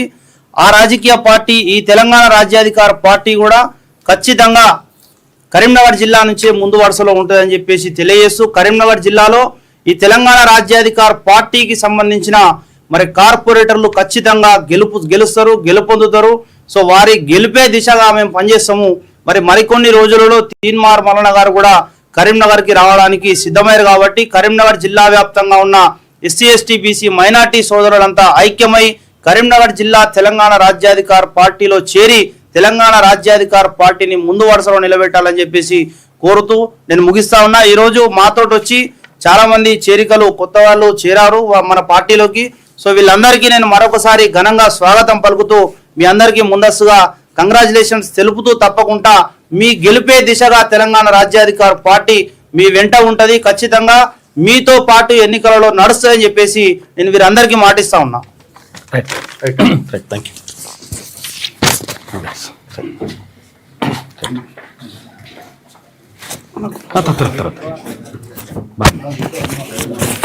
ఇది ఇట్లుంటే ఒకసారి మనము మార్నింగ్ లిస్ట్లోకి వెళ్దాం. అన్ని జిల్లాల నుంచి చేరికల పరంపర కొనసాగుతా ఉంది. ఇక ఈనాడు దినపత్రికను చూసుకుంటే విచారణార్హతే సమస్య, పోలవరం నల్లమల సాగర్ పై తెలంగాణ దాఖలు చేసిన రిట్ పిటిషన్ లో సుప్రీంకోర్టు వ్యాఖ్యానించింది. ఆర్టికల్ 131 కింద సివిల్ సూట్ వేసుకోవాలని సూచన. నిర్ణయం తెలిపేందుకు గడువు కోరిన తెలంగాణ తరఫు న్యాయవాది సింఘ్వి. తదుపరి విచారణ 12వ తేదీకి వాయిదా పడ్డది. ఇక ఇరు రాష్ట్రాలు మధ్యవర్తిత్వాన్ని పరిశీలించాలన్న సిజిఐ జస్టిస్ సూర్యకాంత్ అని చెప్పేసి ఒక వార్త కనిపిస్తా ఉంది. ఇక్కడ నదీ జలాలకు సంబంధించి పోలవరం నల్లమల సాగర్ అక్కడ అక్కడ పోలవరం కడతా ఉంది, తర్వాత ఇంకా బనకచెర్ల ఇవన్నీ కూడా కట్టుకుంటా ఆగమాగం చేస్తుందని చెప్పేసి ఇక్కడ తెలంగాణ ప్రభుత్వం ఇక్కడ సుప్రీంకోర్టులో ఒక పిటిషన్ దాఖలు చేసింది దానికి సంబంధించి. అయితే ఈ పిటిషన్ దాఖలు చేస్తే అసలు యాక్చువల్ గా దీనికి సంబంధించి మీరు ఒకసారి దీనిపైన పరిశీలించండి, తర్వాత ఈ పిటిషన్ కు అర్హత ఉందా లేదా అని చెప్పేసి దీన్ని చూడాలని చెప్పేసి, విచారణ అర్హత ఉందా లేదా అని చెప్పేసి దీనిపైన ఒకసారి మేము పరిశీలిస్తాం, ఆ తర్వాతనే చూస్తామని చెప్పింది సుప్రీంకోర్టు. అయితే సింఘ్వి వాదనలు వినిపించడానికి వెళ్ళిండు. అయితే ఇక్కడ చంద్రబాబు నాయుడు నిన్న ఏమంటుండంటే ఇక్కడ ఏది తెలుగు మహాసభల జరుగుతూ ఉన్నాయి అక్కడ ఏపీలో. అయితే ప్రపంచ 3వ తెలుగు మహాసభలు జరుగుతూ ఉన్నాయి. అందులో చెప్తుండు అంటే ఇరు రాష్ట్రాలు కలిసి కూర్చొని మాట్లాడుకుంటే మంచిగా ఉంటుంది, తర్వాత ఒకరికొకరు సహకరించుకోవాలంటున్నాడు. సహకరించుకోవాలని అనుకున్నప్పుడు ఏది ఇప్పుడు ఇక్కడ ఏది మనము ప్రాజెక్టు కట్టుకుంటుంటే ఏది ఇక్కడ ప్రాజెక్టులు కట్టుకుంటుంటే ఏది మహబూబ్నగర్ జిల్లాకు సంబంధించినటువంటి ప్రాజెక్టులు కట్టుకుంటుంటే వాళ్ళు అట్లా కడతారు, తర్వాత మాకు అన్యాయం జరుగుతుంది, కృష్ణా వాటర్ మాకు రాకుండా అయిపోతుందని చెప్పేసి పిటిషన్ వేసాం. ఇప్పుడు గోదావరి నీటిని ఎంతైనా వాడుకోవచ్చు అని మేము చెప్పినాము, కాబట్టి మేము కుశల్ మాట్లాడుకుంటే పరిష్కరించుకోవచ్చు అని చెప్పేసి అక్కడ చంద్రబాబు చెప్తా ఉన్నాడు. కాబట్టి మొత్తం మీద ఇక్కడ సుప్రీంకోర్టులో వేసినటువంటి పిటిషన్కి సంబంధించి 12వ తేదీకి వాయిదా పడ్డది. ఆ తర్వాత మరి ఏం చేస్తారు ఏం కథ అనేది చూడాలి. పోలవరం నల్లమల సాగర్ ప్రాజెక్టు నిర్మాణానికి సమర్పించిన ప్రీ ఫిజిబిలిటీ రిపోర్ట్ కు కేంద్ర జల సంఘం సిడబ్ల్యూసి ఆమోద ముద్ర వేయక ముందే డిపిఆర్ తయారీ కోసం ఆంధ్రప్రదేశ్ ప్రభుత్వం టెండర్లు దాఖలు చేసిన పిలువడాన్ని సవాల్ చేస్తూ తెలంగాణ సర్కార్ దాఖలు చేసిన రెడ్ పిటిషన్ పై విచారణను సుప్రీంకోర్టు 12వ తేదీకి వాయిదా వేసింది. ఇప్పుడు కేంద్ర జల సంఘం ఆమోదం తెలిపాలి. తెలిపిన తర్వాత వాళ్ళు ప్రాజెక్టు కట్టుకోవడానికి డిపిఆర్ రెడీ చేసుకోవడానికి అవకాశం ఉంటుంది. కానీ అక్కడ ఆమోదం తెలపక ముందే డిపిఆర్ రెడీ చేసుకుంటున్నారని చెప్పేసి అక్కడ తెలంగాణ ప్రభుత్వం వాదించింది. అయితే ఇందులో వాదిస్తే అందులో ఏమన్నదంటే ఒకవేళ ఈ పిటిషన్ కి విచారణ అర్హత ఉందా లేదా అసలు ఫస్ట్ ఆ విషయం తెలుసుకోండి. తెలుసుకున్న తర్వాత 12వ తేదీకి వాయిదా వేస్తున్నామని చెప్పేసి సుప్రీంకోర్టు చెప్పింది. అయితే సుప్రీంకోర్టు సిజేఐ ఇంకొక మాట ఏం చెప్పిందంటే ఇరు రాష్ట్రాలు ఉన్నటువంటి ఎవరైతే నేతలు ఉంటారో మాట్లాడుకొని సామరస్యంగా సమస్య పరిష్కరించుకుంటే బాగుంటుందనే విషయం కూడా అని చెప్పిండు. ట్రైబ్యునల్ తీర్పును ఏపీ ఉల్లంఘించిందని చెప్పేసి సింఘ్వి వాదించిండు. ఇరు రాష్ట్రాల మధ్య సమస్యల పరిష్కారానికి కేంద్ర ప్రభుత్వం ఏర్పాటు చేసిన కమిటీ ముందుకెళ్లి తెలంగాణ సమస్య చెప్పుకోండి, ప్రస్తుత పరిస్థితుల్లో ఆంధ్రప్రదేశ్ ను నిర్వహించడానికి సుప్రీంకోర్టును ఆశ్రయించడానికి మించిన మార్గం లేదనుకుంటే సివిల్ సూట్ దాఖలు చేయండి. ఇట్లా డైరెక్ట్ కాకుండా సివిల్ సూట్ ఏమన్నదంట. అవసరమైతే అందులో మహారాష్ట్రతో పాటు ఇతర రాష్ట్రాలను పార్టీలుగా చేర్చండి. మిగతా ఎవరైతే పైన ఉన్నటువంటి రాష్ట్రాలు ఉంటాయి కదా ఆ రాష్ట్రాలను కూడా పార్టీలుగా చేర్చి అందరు కలిసి మాట్లాడండి అని చెప్పింది సుప్రీంకోర్టు. కేంద్ర ప్రభుత్వం ఏర్పాటు చేసిన కమిటీ నిర్ణయాలు, సిఫారసులు, అనుమతుల కోసం ఎదురు చూడకుండానే ఆంధ్రప్రదేశ్ ముందుకెళ్లి ప్రజాధనాన్ని వృధా చేసుకుంటే ఎవరేం చేయగలరు? ఒకవేళ కేంద్ర జల సంఘం అనుమతి లేకుండానే ఒకవేళ ప్రాజెక్టు కట్టుకుంటే, ఒకవేళ తర్వాత వద్దని చెప్తే వాళ్ళ ప్రజాధనాన్ని అంటే పబ్లిక్ పైసలను మొత్తం డబ్బులన్నింటిని కూడా వేస్ట్ చేసినట్టు అయిపోతుంది. దానికి ఎవరు ఏం చేయలేరు, ఆపొచ్చు అని చెప్పింది. కాబట్టి ఈ విషయంలో అత్యవసరతను దృష్టిలో ఉంచుకొని పనులు ఆపాలన్న తెలంగాణ విజ్ఞప్తిపై కమిటీ జోక్యం చేసుకోవచ్చు అని కూడా సుప్రీంకోర్టు చీఫ్ జస్టిస్ సూర్యకాంత్ కూడా చెప్పిండు. మొత్తం మీద 12వ తేదీకి అంటే ఇవాళ ఎంత 6వ తారీఖు అంటే 12వ తేదీకి వాయిదా పడ్డది. దానికి నదీ జలాలకు సంబంధించి తర్వాత కొత్త ప్రాజెక్టులకు సంబంధించి కలిసి ఎదుగుదాం. ఇక్కడ ఏపీ ముఖ్యమంత్రి చంద్రబాబు అంటున్నాడు. తెలుగు మహాసభల పోస్టర్ కవర్ ఆవిష్కరిస్తున్న ఏపీ సీఎం చంద్రబాబు. చిత్రంలో గదల్ శ్రీనివాస్, జస్టిస్ బులుసు శివశంకర్ రావు, అశోక్ గజపతిరాజు, పెమ్మసాని చంద్రశేఖర్, అయ్యన్న పాత్రుడు వీళ్ళందరూ కూడా పాల్గొన్నారు. తెలుగు రాష్ట్రాల మధ్య విద్వేషాలొద్దు, పరస్పర సహకారంతో ప్రపంచంలోనే నెంబర్ వన్ జాతిగా మారాలి. ప్రపంచ తెలుగు మహాసభల్లో ఏపీ సీఎం చంద్రబాబు పిలుపు. గోదావరి నీటిని తెలంగాణ ఎంత వాడుకున్నా అభ్యంతరం లేదని చెప్పేసి చెప్పిండు. గోదావరి నీటిని వాడుకున్న అభ్యంతరం లేదని చెప్పిండ్రు. తర్వాత మనకోటి ఏంటంటే ఇక్కడ కృష్ణా నీటికి సంబంధించి మాత్రం మొత్తం కూడా మేము 100% అడ్డుకుంటామని చెప్పేసి ఇది ఇంతకుముందే అడ్డుకట్ట కూడా వేసిండ్రు. తెలుగు రాష్ట్రాలు రెండు కలిసి సాగాలని, ఒకరికొకరు సహకరించుకుందామని, ఎలాంటి విద్వేషాలు లేకుండా కలిసి నడుద్దామని, ప్రపంచంలోని అత్యున్నత జాతి స్థాయికి ఎదుగుదామని ఏపీ ముఖ్యమంత్రి చంద్రబాబు పిలుపునిచ్చారు. ఇక గుంటూరులో 3వ ప్రపంచ తెలుగు మహాసభల ముగింపు కార్యక్రమంలో వేడుకల్లో భాగంగా సోమవారం నిర్వహించిన సభలో ఆయన మాట్లాడారు. మదరాసి నుంచి తెలుగు జాతిగా గుర్తింపు తెచ్చుకున్నప్పటికీ ప్రపంచంలోనే తెలుగు వారు గొప్పగా ఎలా ఎదిగారో, సైబరాబాద్ ఐటీ విప్లవం ప్రపంచంలో మన స్థానాన్ని ఎలా నిలబెట్టిందో వివరించారు. మొత్తం మీద నిన్న ఇరు రాష్ట్రాలు కలిసి మాట్లాడుకుందాం, కలిసి అభివృద్ధి చెందామని చెప్పేసి మాట చెప్పిండు అక్కడ ఏపీ ముఖ్యమంత్రి చంద్రబాబు. అయితే మరి కలిసి నడుద్దామా అంటున్నారు. తర్వాత కొన్ని విషయాల్లో మరి అడ్డుపుల్లటిని ఎందుకు ఇస్తుందని చెప్పేసి తెలంగాణ నాయకులు కొంతమంది ప్రశ్నిస్తా ఉన్నారు. ఇక మాతృభాషలో చదువుకుంటేనే అత్యున్నతంగా రాణిస్తారని చెప్పేసి చంద్రబాబు అంటున్నారు. సాంకేతికత సాయంతోనూ భాషను కాపాడుకోగలం. ఈనాడుతో తెలుగు భాషాభివృద్ధికి రామోజీరావు చేసిన కృషిని జాతి మరవదని చెప్పేసి చంద్రబాబు అంటున్నాడు. ఇక 16 అణాల తెలుగుకు 16 సూత్రాలతో పట్టం కడదామని చెప్పేసి మాజీ ఉపరాష్ట్రపతి వెంకయ్య నాయుడు అంటున్నారు. తెలుగు భాష రక్షణకు పోరుబాట జస్టిస్ ఎన్వి రమణ చెప్తున్నాడు.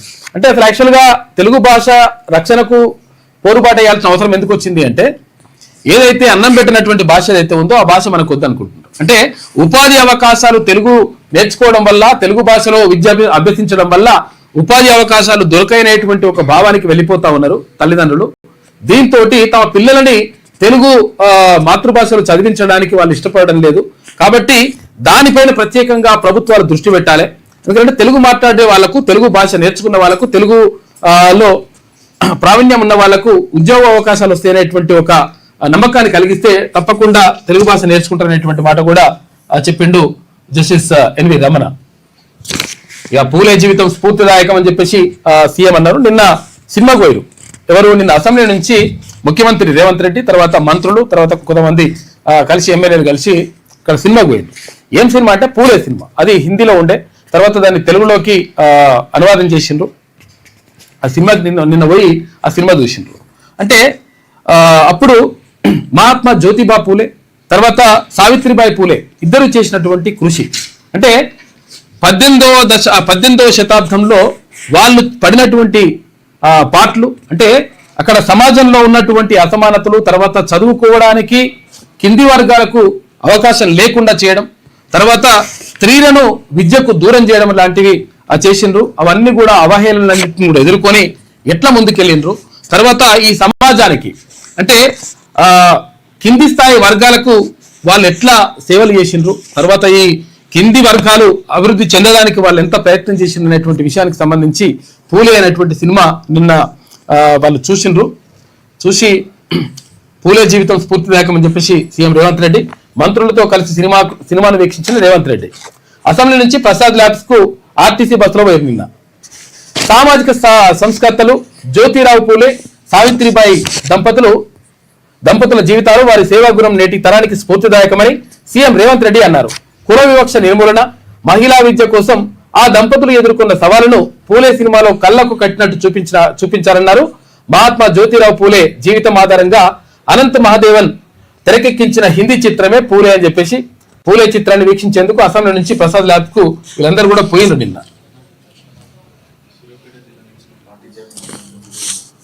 ఉన్నాయా? ఓకే. తర్వాత సూర్యాపేట ఈ ఒక్క నిమిషం చూసిన తర్వాత చెప్పు. నిన్న వీళ్ళు ప్రసాద్ ల్యాబ్స్కి వెళ్ళిండ్రు. ప్రసాద్ ల్యాబ్స్కి వెళ్ళి అక్కడ సినిమా చూసిండ్రు.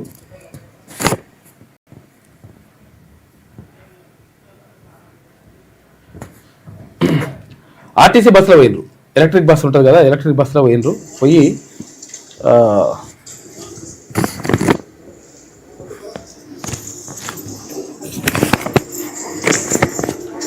చాలా మంది ఎమ్మెల్యేలు, తర్వాత ప్రభుత్వ విప్పులు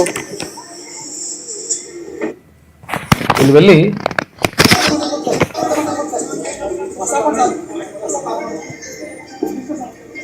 మంత్రులు ఉన్నారు, ఎమ్మెల్యేలు ఉన్నారు, ముఖ్యమంత్రులు ఉన్నారు.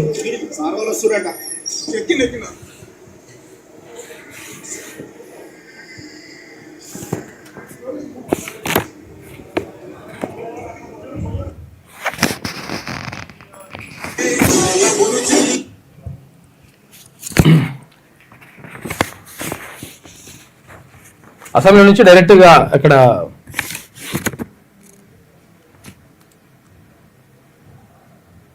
ప్రసాద్ ల్యాబ్స్కి వెళ్ళిరు. వెళ్ళి అక్కడ సినిమా చూసిండ్రు అనమాట, పూలే సినిమాని.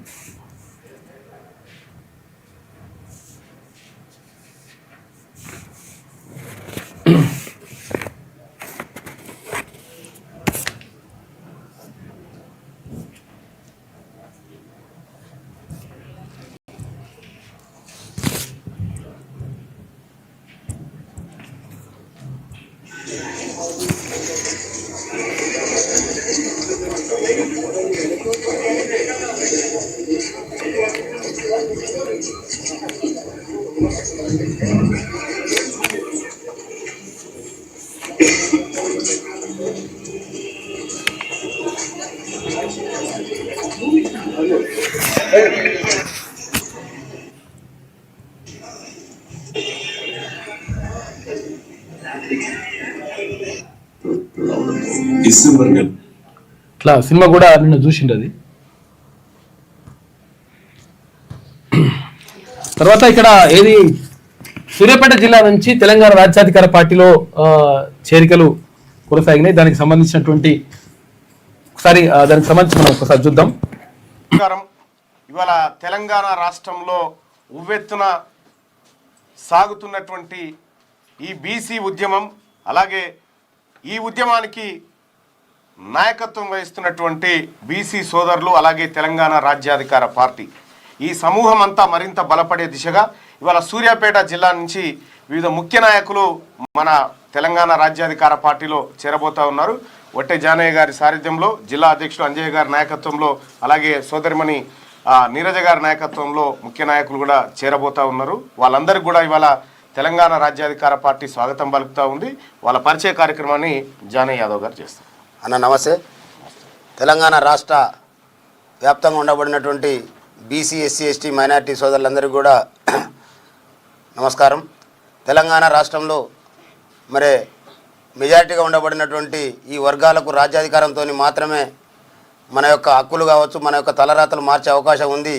మరి 70-80 ఏళ్ళు గడుస్తున్నప్పటికీ కూడా నాటికి గ్రామాల్లో మన మెజారిటీగా ఉండబడినటువంటి ప్రజలందరూ కూడా ఇవాళకి ఇంకా రేషన్ కార్డు, ఇందిరమ్మ ఇల్లు, పెన్షన్ల కోసం అరువులు చేసేటటువంటి పరిస్థితి నుంచి విముక్తి కల్పించాలనేటటువంటి గొప్ప ఆలోచనతో మరి ఏర్పాటు చేసినటువంటి తెలంగాణ రాజ్యాధికార పార్టీలో మరి సూర్యాపేట నియోజకవర్గ వ్యాప్తంగా మరి అనేక మంది మరి తీన్మార్ మల్లన్న గారి నాయకత్వంలో మరి పార్టీలో జాయిన్ అవుతున్నటువంటి సందర్భం.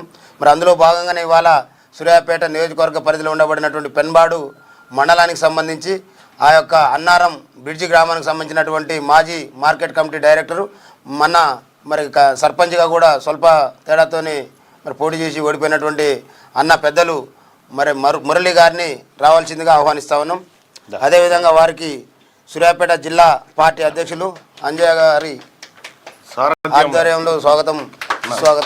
అదేవిధంగా కాంగ్రెస్ పార్టీకి చెందినటువంటి మరో సీనియర్ నాయకులు అన్న కాంగ్రెస్ పార్టీ ప్రధాన కార్యదర్శి మరి ఆ పార్టీకి రాజీనామా చేసి రంగన్న గారు కూడా తీన్మార్ మల్లన్న గారి ఆధ్వర్యంలో మరి తెలంగాణ రాజ్యాధికార పార్టీలో జాయిన్ అవుతున్న సందర్భంగా వారికి కూడా శుభాకాంక్షలు తెలియజేస్తా ఉన్నాం. అదేవిధంగా యువకుడు మరి ఆ యొక్క మండలంలో యాక్టివ్గా ఉండి మరి అనేక సందర్భాల్లో బీసీ వాదం మీద మాట్లాడేటటువంటి నాయకుడు ఇవాళ మరి మల్లన్న గారి నాయకత్వంలో ఈరోజు పార్టీలో మధు గారు జాయిన్ అవుతున్న సందర్భంగా వారికి కూడా శుభాకాంక్షలు తెలియజేస్తా ఉన్నాం. అదేవిధంగా మరి సూర్యాపేట జిల్లా మహిళా తెలంగాణ రాజ్యాధికార పార్టీ అధ్యక్షురాలుగా బాధ్యతలు చేపట్టి మరి ఇవాళ మల్లన్న గారి నాయకత్వంలో మరొకసారి మల్లన్న గారికి పరిచయం అవుతున్న సందర్భంగా మంజులా గౌడ్ గారికి కూడా శుభాకాంక్షలు తెలియజేస్తా ఉన్నాం. ఇవాళ సూర్యాపేటనే కాదు, మొత్తం తెలంగాణ రాష్ట్రం అంతా కూడా బీసీ సమాజం అంతా ఒక్క వేదిక మీదకి వచ్చి మా ఎస్సీ, ఎస్టీ, మైనార్టీ సోదరులందరినీ కలుపుకొని తెలంగాణ రాజ్యాధికార పార్టీ ముందుకు పోతా ఉంది. ఈ పార్టీకి క్లియర్గా ఏమి చేయాలో తెలుసు, ఎప్పుడు చేయాలో తెలుసు. 2028 నాటికి బీసీ ముఖ్యమంత్రిని ఈ గద్దె మీద కూర్చుండబెట్టబోతున్న ఏకైక పార్టీ తెలంగాణ రాజ్యాధికార పార్టీ. ఇది మెజారిటీ ప్రజలైనటువంటి బీసీలకు తరతరాలుగా జరిగినటువంటి అన్యాయాలను ఖడ్గంతో ఖండిస్తూ ఇవాళ అన్ని వర్గాలకు ఎవరెంతో వారికంతా అనేటువంటి నినాదంతో ముందుకు పోతున్నటువంటి పార్టీలో చేరిన నాయకత్వానికి చేరుతున్నటువంటి వాళ్ళందరికీ కూడా మేము స్వాగతం పలుకుతూ వీళ్ళందరూ కూడా శుభాకాంక్షలు తెలియజేస్తా ఉన్నాం. జై బీసీ, జై తెలంగాణ, జై రాజ్యాధికార పార్టీ. ఇది సూర్యాపేట జిల్లాతో పాటు అన్ని జిల్లాల నుంచి కూడా తెలంగాణ రాజ్యాధికార పార్టీలో చేరికల పరంపర కొనసాగుతా ఉంది. మొత్తం కూడా ఎక్కడికక్కడ చేరుతా ఉన్నారు. ఇక ఇదిలా ఉంటే ఇక ఢిల్లీ అల్లర్ల కేసు నిందితులు ఉమర్ తర్వాత షర్జీల్కు బెయిల్ నిరాకరణ, నేరారోపణలకు ప్రాథమిక ఆధారాలు ఉన్నాయని చెప్పేసి సుప్రీంకోర్టు అంటున్నది. ఇక ఈమె ఏడుస్తున్నది. ఎవరు? నైతికత లేని పార్టీ భరాసా, నాది ఆస్తి పంచాయతీ కాదు ఆత్మగౌరవ పోరాటం అంట. ఎవరు ఆత్మగౌరవం? మరి వ్యక్తిగా వెళ్తున్న రాజకీయ శక్తిగా చట్టసభలకు తిరిగి వస్తా, మండలిలో కవిత భావోద్వేగ ప్రసంగం, వచ్చే ఎన్నికల నాటికి రాజకీయ పార్టీగా జాగృతి ఎదుగుతుందని ఆమె ప్రకటించింది నిన్న. బరాసా 8 పేజీల రాజ్యాంగం ఒక పెద్ద జోక్. ఆ పార్టీలో రాజ్యాంగ స్ఫూర్తి లేదు. నన్ను సస్పెండ్ చేయడానికి రాత్రికి రాత్రే క్రమశిక్షణ చర్యల కమిటీ పుట్టుకొచ్చింది. నైతికత లేని పార్టీలో నేను ఉండను. అది ఆస్తుల పంచాయతీ అని కాంగ్రెస్ అంటోంది. మా కులదైవం లక్ష్మీనరసింహస్వామి సాక్షిగా నా 2 పిల్లలు పై ప్రమాణం చేసి చెప్తున్నా, నాది ఆస్తుల పంచాయతీ కాదు, ఆత్మగౌరవ పోరాటం. ఇక్కడ నుంచి వ్యక్తిగా వెళ్తున్న రాజకీయ శక్తిగా చట్ట సభకు తిరిగి వస్తా. వచ్చే ఎన్నికల నాటికి తెలంగాణ జాగృతి రాజకీయ పార్టీగా ఎదుగుతుందని చెప్పేసి ఆమె చెప్తున్నది. అసలు యాక్చువల్ విషయం ఏంటంటే మంత్రి పదవి ఇస్తారని చెప్పేసి ఆమె బీఆర్ఎస్ నుంచి బయటకు వచ్చేసి ఇట్లా చేస్తుంటే ఇది గమనించినటువంటి వాళ్ళు బయటకు వెళ్ళగొట్టినటువంటిది వాస్తవం. అసలు యాక్చువల్ గా జరిగిన కథ ఏంటంటే ఈమె మంత్రి పదవి ఇస్తున్నారు. తర్వాత ఇక్కడ మొత్తం కూడా అక్కడ కాంగ్రెస్ పార్టీకి కోవట్టుగా మారుతుందనేటువంటి ఆరోపణలు ఉన్నాయి. అయితే ఈ నేపథ్యంలోనే అక్కడ కేసీఆర్ గాని తర్వాత అక్కడ కేటీఆర్ గాని వీళ్ళందరూ కలిసి మొత్తం మీద ఏదో మోసం అవుతుందని చెప్పేసి పార్టీ నుంచి సస్పెండ్ చేసి పడేసింది. జరిగింది అది. కాకపోతే అంటే చెప్తుంది వేరే అని చెప్పేసి అంటున్నారు. ఎంతవరకు వాస్తవం ఉన్నది ఏం కథ అనేది చూడాలిగా. మొదటి రోజు నుంచే ప్రయత్నం జరిగింది అధ్యక్ష.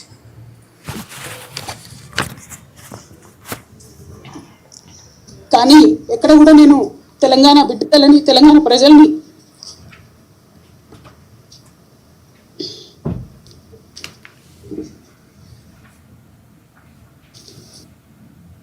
వాళ్ళు పైరవికారులు, ఇప్పుడు నా దగ్గరికి ఎప్పుడు పెద్దవాళ్ళు పైరవికారులు కాంట్రాక్టర్లు ఎవరు రాలేదు అధ్యక్ష. నేను ఎప్పుడు కూడా పేద ప్రజల మధ్యలోనే ఉండి పనిచేస్తున్నాను అధ్యక్ష. నా దగ్గరకు వచ్చినటువంటి బీడీ కార్మికులు కావచ్చు, బీడీ టేకేదారులు కావచ్చు, అంగన్వాడీ టీచర్లు కావచ్చు, ఆశా వర్కర్లు కావచ్చు, ఐకేపీ ఎంప్లాయీస్ కావచ్చు అధ్యక్ష, అదేవిధంగా జిహెచ్ఎంసీ కార్మికులు కావచ్చు అధ్యక్ష, టీచర్లు కావచ్చు అధ్యక్ష, నిరుద్యోగులు కావచ్చు, ఆడబిడ్డలు కావచ్చు, సింగరేణి ఉద్యోగులు కావచ్చు, కరెంట్ ఎంప్లాయీస్ కావచ్చు, ఎవరు వచ్చిన అధ్యక్ష నేను కాదనకుండా నాకెంత వీలైతే అంత పనిచేసి పెట్టేటటువంటి ప్రయత్నం చేసిన అధ్యక్ష. అయినా సరే అధ్యక్ష పార్టీ మౌత్ మొదటి రోజు నుంచే ప్రయత్నం జరిగింది అధ్యక్ష.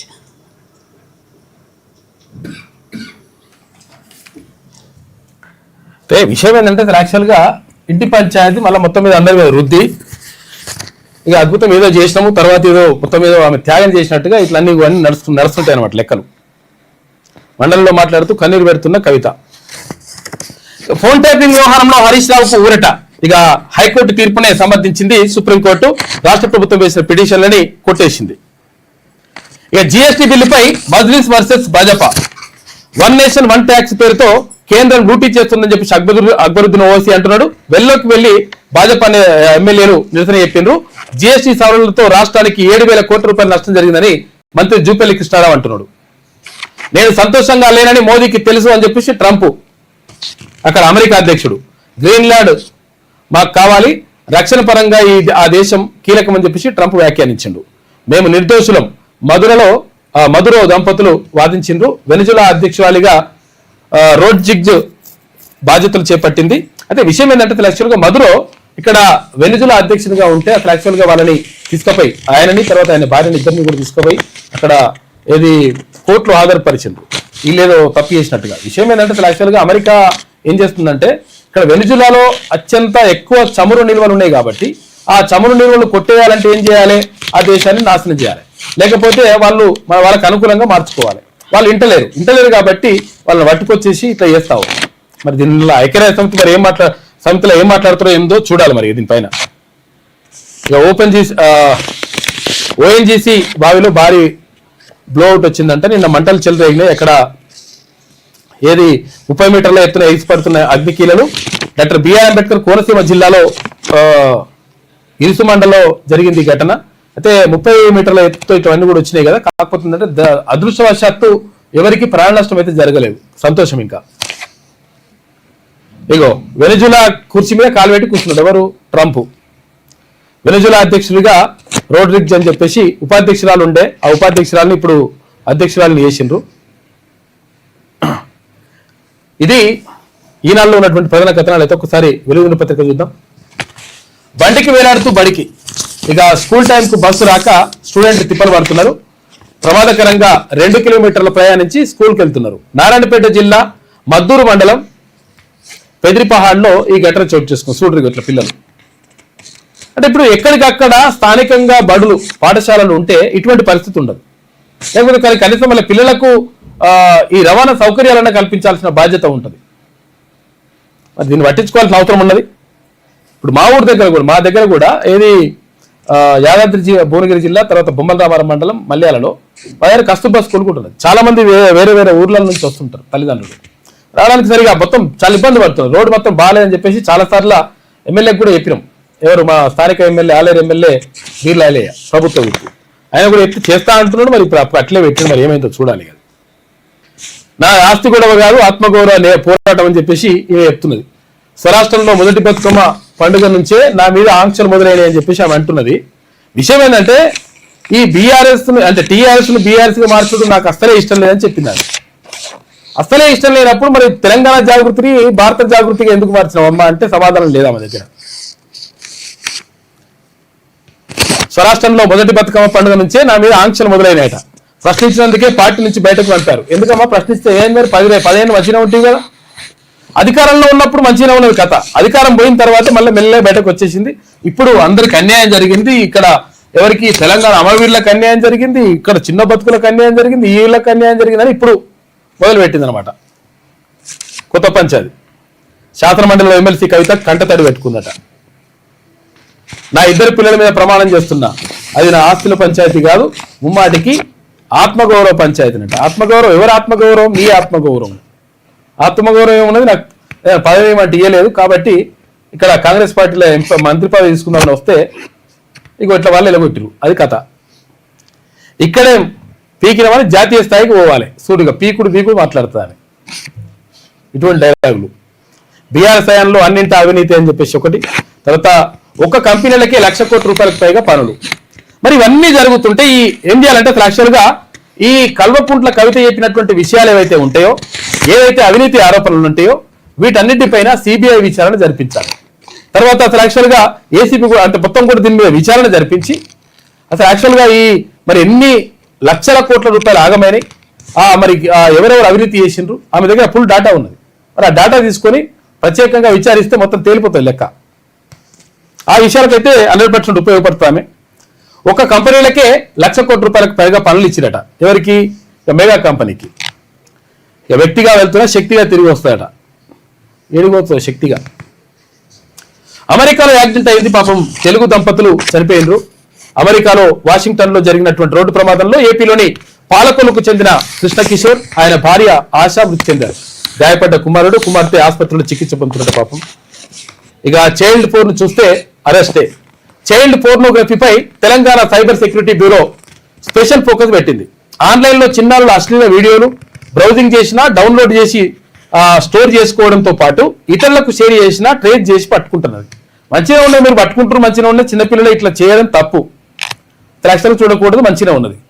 కానీ చూడడం తప్పు అంటారు కానీ మరి అలా పెట్టినది కథ ఏంది? తర్వాత యాక్చువల్గా దాంట్లో ఉండకుండా చేస్తే అయిపోతుంది కదా. ఇప్పుడు అందులో వెబ్సైట్లో పెడుతుంటే ఆ పెట్టిన వాటిపైన ఆంక్షలు విధించాలి, తర్వాత దాన్ని బ్యాన్ చేసి పడేసేయాలి కదా. ఈ చూడడం తప్పే, 100% వీళ్ళు శిక్షించాల్సిందే. కానీ మరి పెట్టకుండా చూసుకుంటే ఈ చూడడం ఉండదు కదా లెక్క. దాని మీద కూడా మరి ఫోకస్ పెడితే మంచిగా ఉంటుంది. సముద్ర ప్రతాప్ నౌక జలప్రవేశం చేసింది. భారత తీర రక్షణ దళానికి చెందిన మొదటి స్వదేశీ కాలుష్య నియంత్రణ నౌక సముద్ర ప్రతాప్ జలప్రవేశం చేసింది. రక్షణ మంత్రి రాజ్నాథ్ సింగ్ సోమవారం గోవాలో ఈ నౌకను ప్రారంభించారు. ఈ నౌక తయారీలో 60% భాగాలు దేశీయంగా ఇక్కడనే తయారు చేసినాయట. పోలవరం బనకచెర్ల వరద జలాలు తరలించే కుట్ర, గోదావరి ట్రిబ్యునల్ అవార్డుకు విరుద్ధంగా ఏపీ పనితీరు, పోలవరం నల్లమల్ల సాగర్పై సుప్రీంకోర్టులో తెలంగాణ వాదనలు వినిపించింది. వరద జలాలు తరలించవద్దని సిడబ్ల్యూసి చెప్పినా ఏపీ పట్టించుకోవట్లేదు. ఎందుకంటే అక్కడ డిపిఆర్ రెడీ చేసుకుంటారు వాళ్ళు. రెడ్ పిటిషన్ కాదు, సివిల్ సూట్ వేయాలని చెప్పి సిజేఐ చెప్పిండట. సమస్య పరిష్కారానికి ఇప్పటికే కేంద్రం కమిటీ వేసింది కదా అని ప్రశ్న. అవసరమైతే ప్రాజెక్టుపై స్టే ఇచ్చేలా కమిటీని ఆదేశిస్తామని వెల్లడి. మధ్యవర్తిత్వం ద్వారా పరిష్కరించుకోవాలని చెప్పిందట. కూర్చొని మాట్లాడుకుంటే అయిపోతుందని చెప్పేసి చెప్తా ఉన్న సుప్రీంకోర్టు. ఇక ఆర్టీసీ బస్సులో పూలే సినిమాకు పోయిన నిన్న ముఖ్యమంత్రి, తర్వాత మంత్రులు, ఎమ్మెల్యేలు కలిసి 10 నుంచి 16 వరకు సంక్రాంతి సెలవులంట. కనుమ రోజు స్కూళ్లకు హాలిడే. సవరణ ఉత్తర్వులు జారీ చేసిన స్కూల్ ఎడ్యుకేషన్ డైరెక్టర్ అని చెప్పి చెప్తా ఉన్నారు. రాష్ట్రంలోని స్కూళ్లకు 10 నుంచి 16 తేదీ వరకు సంక్రాంతి సెలవులు ఉంటాయంట. ఫస్ట్ యాక్చువల్ గా 10వ తారీఖు నుంచి 15వ తారీఖు వరకు అని చెప్పేసి అనుకున్నారు. కాకపోతే 11వ తారీఖు నుంచి 15వ తారీఖు వరకు అనుకున్నారు. కాకపోతే కనుమ రోజు కూడా సెలవు ఇవ్వాలని చెప్పేసి డిసైడ్ చేసినట్ట. అందులో భాగంగా 16వ తేదీ వరకు స్కూళ్ళకు సెలవులు ఉంటాయి. ఇక ఫోన్ ట్యాపింగ్ కేసులో హరీష్ రావు విచారణకు సుప్రీంకోర్టు నో చెప్పిందంట. హైకోర్టు తీర్పులో జోక్యం చేసుకోలేమని చెప్పేసి ధర్మాసనం చెప్పింది. న్యాయపరమైనటువంటి క్రమశిక్షణే ప్రాధాన్యం ఇస్తాం, ప్రభుత్వ పిటిషన్ ని డిస్మిస్ చేసింది. ఫోన్ ట్యాపింగ్ సంబంధించి అంటే మిగతా వాళ్ళపైన విచారణ చేయొచ్చు అని చెప్పింది. కాంగ్రెస్ ఏడాది పాలనలో 1500 స్కూళ్లు క్లోజ్ అయినాయి. బీఆర్ఎస్ హయాంలో 6000 బడులు మూసేసిండ్రు.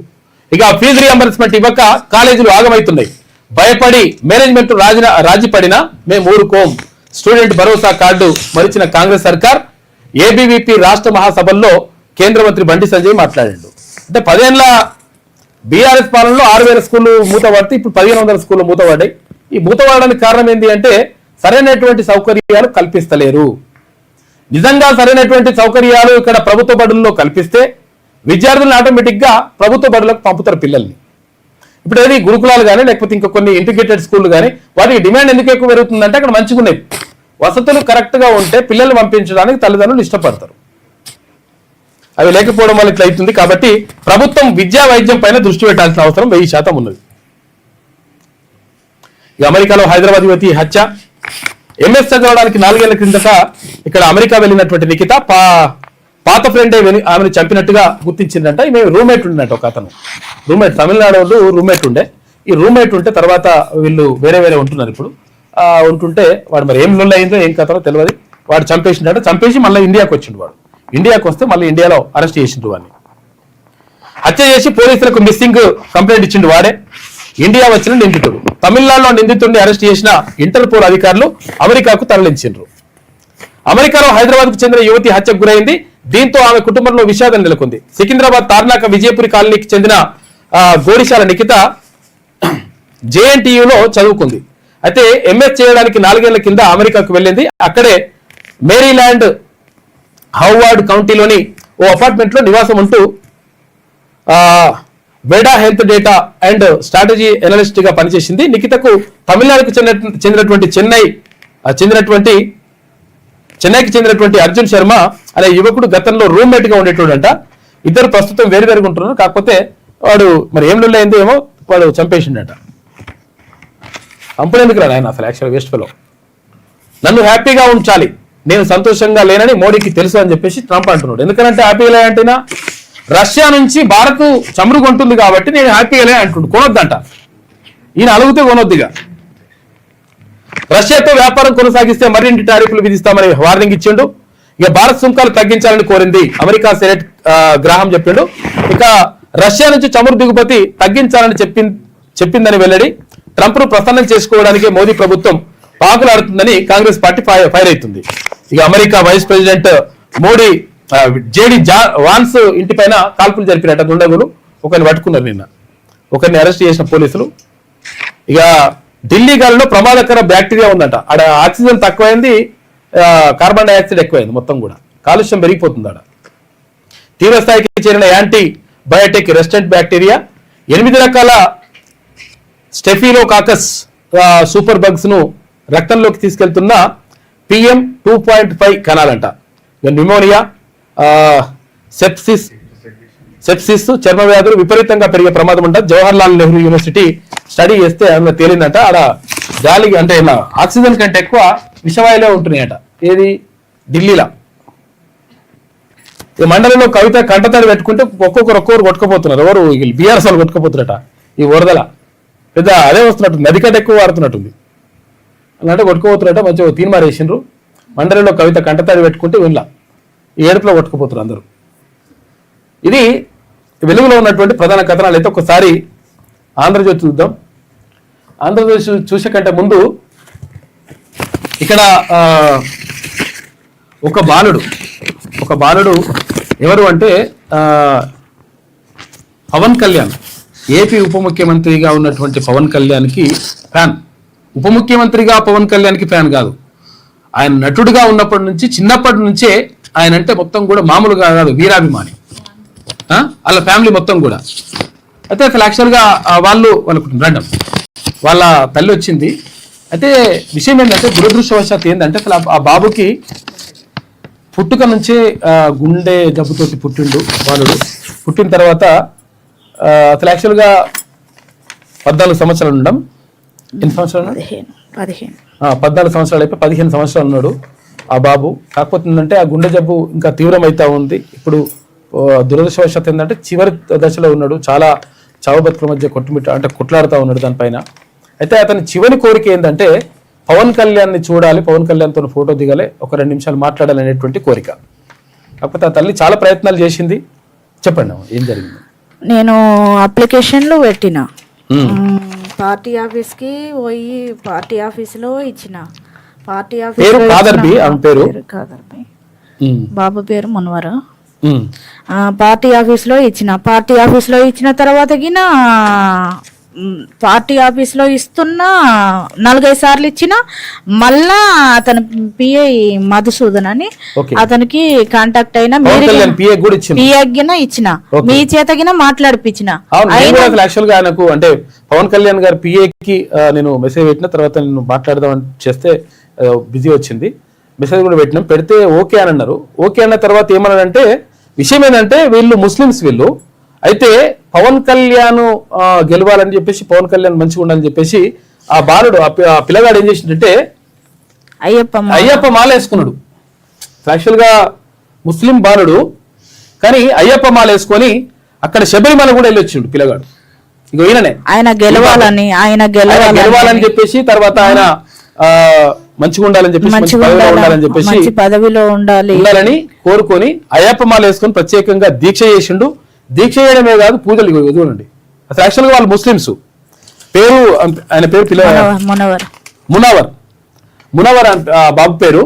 అయితే ముస్లిం అయినప్పటికీ తర్వాత పవన్ కళ్యాణ్ బాగుండాలి, పవన్ కళ్యాణ్ గెలవాలనే ఉద్దేశంతో పూజలు చేసిండు. తర్వాత అక్కడ శబరిమలకు కూడా వెళ్ళొచ్చిండు. కేరళ శబరిమల కూడా వెళ్ళొచ్చిండు. అయ్యప్ప స్వామి దర్శనం చేసుకున్నాడు. ఆయన గెలిస్తే 3 times వేస్తా అని మాల వేసుకున్నాడు. 2సారి అయిపోయింది, ఇది 3సారి ఇంకా హెల్త్ ప్రాబ్లం ఇచ్చింది, సహకరిస్తలేదు పాపం. ఇప్పుడు 3సారి ఆయన కోసం, ఆయన హెల్త్ బాగున్నా బాగలేకపోయినా వద్దు అని చెప్తున్నా వినకుండా, నా ప్రాణం కంటే ఎక్కువ కాదమ్మా, ఆయన ఎంతో మందికి సహాయపడేటోడు, ఆయన కోసం మనము పూజలు చేయాలని నా చేత దుర్గమాల వేయించిండు. నేను దుర్గమాలనే వేసుకున్నా. ఆయన మాలలో పోయిన సంవత్సరం ఆయన మాలలో ఉన్నప్పుడు నేను గిన మాలలోనే ఉన్నా. మేము ఏం అడుగుతలేము, ఆయనకి ఒక ఫోటో, ఒక 2 నిమిషాలు మాట్లాడితే చాలని ఫోటో తీసుకోవాలని చెప్పేసి పవన్ కళ్యాణ్ గారితో ఒక ఫోటో తీసుకొని 2 నిమిషాలు మాట్లాడాలనేటువంటిది ఆ బాబు కోరిక. పిఐకి విషమంగా ఉంది పరిస్థితి బాబుది. ఇప్పుడు ఇట్లా ఈ బాబే. కాకపోతే ఏంటంటే పిఏకి ఫోన్ చేసిండ్రు, తర్వాత పిఏకి మాట్లాడితే తర్వాత ఇక్కడ నుంచి గన్నవరం ఎయిర్పోర్ట్ కూడా వెళ్ళిండ్రు. గన్నవరం ఫస్ట్ పార్టీ ఆఫీస్ కి రమ్మన్నారు. పార్టీ ఆఫీస్ కి రమ్మంటే పార్టీ ఆఫీస్ నుంచి గన్నవరం ఎయిర్పోర్ట్ కి రమ్మన్నారు. గన్నవరం ఎయిర్పోర్ట్ కి పోతే అసలు పట్టించుకోవట్లేదు. నేను సారాన్ని, ఆయన లోపలికి వెళ్ళిపోతున్నాడు, నేను సారాన్ని పిలిచేతందుకు లేదు. ఎందుకంటే మళ్ళీ పిలిస్తే మేము అపాయింట్మెంట్ ఇచ్చారు అనమాట. యాక్చువల్గా అపాయింట్మెంట్ ఇచ్చిండ్రు. ఇచ్చిన తర్వాత అపాయింట్మెంట్ ఇచ్చారు అని చెప్పేసి పార్టీ ఆఫీస్కి వెళ్ళిండ్రు అమరావతికి. అసలు యాక్చువల్ వీళ్ళు ఉండేదేమో ఇక్కడనే హైదరాబాద్ లోనే ఉంటారు. హైదరాబాద్ నుంచి తర్వాత అమరావతికి వెళ్ళిండ్రు. అమరావతికి వెళ్తే అమరావతిలో పార్టీ ఆఫీస్ కాదు, అక్కడ గన్నవరం ఎయిర్పోర్ట్ లో కలుస్తారంటే మళ్ళీ ఎయిర్పోర్ట్ కి పోయినాం. ఎయిర్పోర్ట్ కి వెళ్ళిన తర్వాత అక్కడ కల్పించమని చెప్పేసి అడిగితే, రిక్వెస్ట్ చేస్తే ఇంకా ఏం మాట్లాడతలేడు పిఐ గారు. ఆయన పాటికి ఆయన వెళ్ళిపోయి తెలియదు అని చెప్పేసి వీళ్ళు అంటారు. అసలు తెలియదు. ఆయన తెలిస్తే మంచి, అంటే చాలా మందిని జస్ట్ ఇక్కడ ఏది శ్రీశైలంలో ఒక మహిళకు, ఢిల్లీ నుంచి వచ్చిన మహిళకు దర్శనం కాలేదని ఆమెని ఆయన పిలిపించుకున్న సందర్భం ఉంది. ఎక్కడో ఢిల్లీ మనిషికి మన ఆంధ్రప్రదేశ్ లో పిలవకుండా అనేది ఉండదు. ఆయన దృష్టికి పోలేదు. ఖచ్చితంగా ఆయన దృష్టికి పోవాలని, మా బాబుకి ఆయన పిలుచుకోవాలని ఒక 2 నిమిషాలు మాట్లాడతాను చెప్పేసి ఫోటో తీయాలని ఎన్నో సార్లు.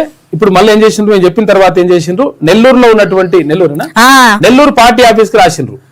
నెల్లూరు పార్టీ ఆఫీస్ రాస్తే ఏం చేస్తారు, పార్టీ కాదు కదా వాళ్ళు ఏంటంటే అభిమాని, వీళ్ళ కుటుంబం మొత్తం కూడా అభిమాని. తర్వాత బాబు అయితే వీరాభిమాని. చూసారు కదా, ముస్లిం బాలుడై ఉండి తర్వాత అయ్యప్ప మాల వేసుకొని ప్రత్యేకంగా పూజలు చేసి ప్రత్యేకంగా ఇవన్నీ కూడా చేస్తున్నాడు పిల్లగాడు. చివరి దశలో ఉన్నాడు పాపం. అంటే బతికే పరిస్థితి లేదని చెప్తా ఉన్నారు డాక్టర్లు. కాబట్టి చివరి కోరిక ఏంటంటే ఆ బాబు కోరిక ఏంటంటే ఒకసారి చూడాలి, తర్వాత ఫోటో దిగాలి, తర్వాత 2 నిమిషాలు మాట్లాడాలి అనేటువంటిది ఆ కోరిక. నిజంగా ఒకవేళ పవన్ కళ్యాణ్ గెలిస్తే 100% పిలిపించుకుంటాడు, ఖచ్చితంగా పిలిపిస్తాడు. ఎందుకంటే ఆయన ఖచ్చితంగా ప్రజల మనిషి, ఆయన ఆత్మాభిమానం కల్లవాడు, చాలా మంచి మనిషి. అలాంటిది మేము ఇన్నిసార్లు అతని పిఏకి నిన్నగిన మెసేజ్ పెట్టినా అసలు రిప్లైయే లేదు. నాకు కాల్ లెటర్ పెట్టినా అసలు అతను రెస్పాండ్ అవునే కావట్లేదు. ఇట్లా రెస్పాండ్ కాకపోవడం అనేది మామూలుగా పవన్ కళ్యాణ్ కావాలని ఇట్లా అహంకారం కలుస్తారు అనుకుంటున్నారు, కానీ కాదు, అసలు కాదు. విషయం తెలిస్తే కలుస్తారని చెప్పేసి వాళ్ళు అనుకుంటున్నారు. కాబట్టి పవన్ కళ్యాణ్ గారిని కలవాలనేటువంటి బాబు కోరిక. మేము ఇది పెట్టిన తర్వాత, అప్లికేషన్ పెట్టిన తర్వాత, ఇప్పుడు పోయిన సంవత్సరం నుంచి అప్లికేషన్ పెట్టుకుంటూనే వస్తున్నా, నేను తిరుగుతూనే ఉన్నా. మళ్ళా తర్వాత తన పిఏకి డైరెక్ట్ పెట్టినా, అది తీసుకుపోయి నెల్లూరు పార్టీ ఆఫీస్కి ఇస్తే పార్టీకి దీనికి సంబంధం లేని విషయం. ఆయన పార్టీ పెట్టినప్పటి నుంచి మేము అభిమానులమే.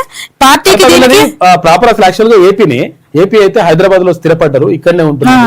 కాకపోతే ఏంటంటే అట్లా ఉన్నాడు, తర్వాత ఇంత అభిమానిగా ఉన్నాడు, తర్వాత ముస్లిం అయినా కానీ ఇట్లా మాల వేసుకున్నాడు, రకరకాల పూజలు చేసి ఆయన రోడ్డు మీద వండుకున్నప్పుడు ఆయన 2 రోజులు అన్నం తినలే. మా చంద్రబాబు గారు అరెస్ట్ అయినప్పుడు రోడ్డు మీద అరెస్ట్ అయితే 2 రోజులు అన్నం తినలేదు.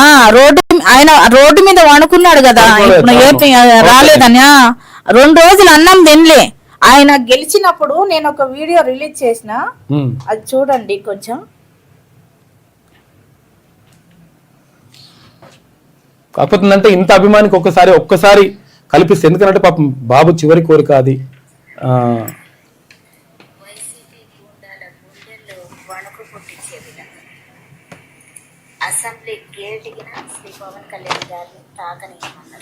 ఓకే, అలాంటిది ఘన విజయంతో అసెంబ్లీలో ప్రజలే ఆహ్వానించారు.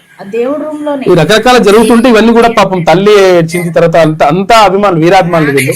కాబట్టి ఒక్కసారి పవన్ కళ్యాణ్ కల్పించండి, తర్వాత ఒక్కసారి ఫోటో దిగాలి, ఒక 2 నిమిషాలు మాట్లాడాలనేటువంటిది. అదే పవన్ కళ్యాణ్ ఫోటో పెట్టుకొని అట్లా చేస్తుంటాడు. కాబట్టి ఒక్కసారి కల్పించాలని చెప్పేసి ఆ తల్లి కోరుతా ఉంది. నేను కూడా ఒకసారి మాట్లాడతాను, మళ్ళీ ఒకసారి మాట్లాడతాను. ఆయన బర్త్డేలకు ప్రతి బర్త్డేకి చూడండి, ప్రతి బర్త్డేకు కేకు ఓకే, ప్రతి ఆయన బర్త్డే వస్తే చాలు మొత్తం అందరినీ పిలుస్తాడు. ఓకే, ప్రతి బర్త్డేకి. బాబు పాపం వీరాభిమాని, 14 సంవత్సరాల బాలుడు. అసలు యాక్చువల్ గా బర్త్డే అవన్నీ కూడా చేస్తున్నారు. కాబట్టి ఒక్క అవకాశం కల్పించండి, ఒక్క 2 నిమిషాలు మాట్లాడే అవకాశం కల్పించండి, ఒక్క ఫోటో దిగే అవకాశం కల్పించండి పవన్ కళ్యాణ్ తో అని చెప్పేసి వాళ్ళు కోరుతున్నారు. ఉప ముఖ్యమంత్రిగా కాదు ఆయన అంటే వీరాభిమానిగా కోరుతా ఉన్నాడు. బాబు చివరి దశలో ఉన్నాడు కాబట్టి పవన్ కళ్యాణ్ గారు ఈ విషయాన్ని ఒకవేళ మీకు చేరాలని చెప్పేసి కోరుకుందాం. ఎవరైనా అవకాశం ఉంటే చేరవేయండి, ఈ విషయాన్ని చేరవేసిన తర్వాత ఒక 2 నిమిషాలు మాట్లాడేటువంటి అవకాశం, ఒక ఫోటో దిగే అవకాశం మాత్రం కల్పించాలని చెప్పేసి ఆ తల్లి కోరుతా ఉంది. తర్వాత బాబు చావు బతుకుల మధ్య మొత్తం కూడా కొట్టుమిట్టాడుతా ఉన్నారు. అంటే పరిస్థితి అట్లున్నది కాబట్టి చివరి కోరికను తీర్చాలని చెప్పేసి, నిజంగా హృదయ విదారకమైనటువంటి ఘటన. చిన్నప్పటి నుంచే గుండె జబ్బు బాబుకు ఉండడం, తర్వాత ఇప్పుడు ఇంత హెల్దీగా అనిపిస్తున్నాడు పాపం బాబు. కానీ ఇంకా కొంచెం అప్పుడు ఉన్నాడు, కాకపోతే కొంచెం పరిస్థితి బాగాలేదు. కాబట్టి ఒక్క అవకాశం ఇవ్వండి అని చెప్పేసి ఆ తల్లి మొత్తం కూడా వేడుకుంటా ఉంది. కూర్చోండి, దయచేసి దీన్ని రాజకీయం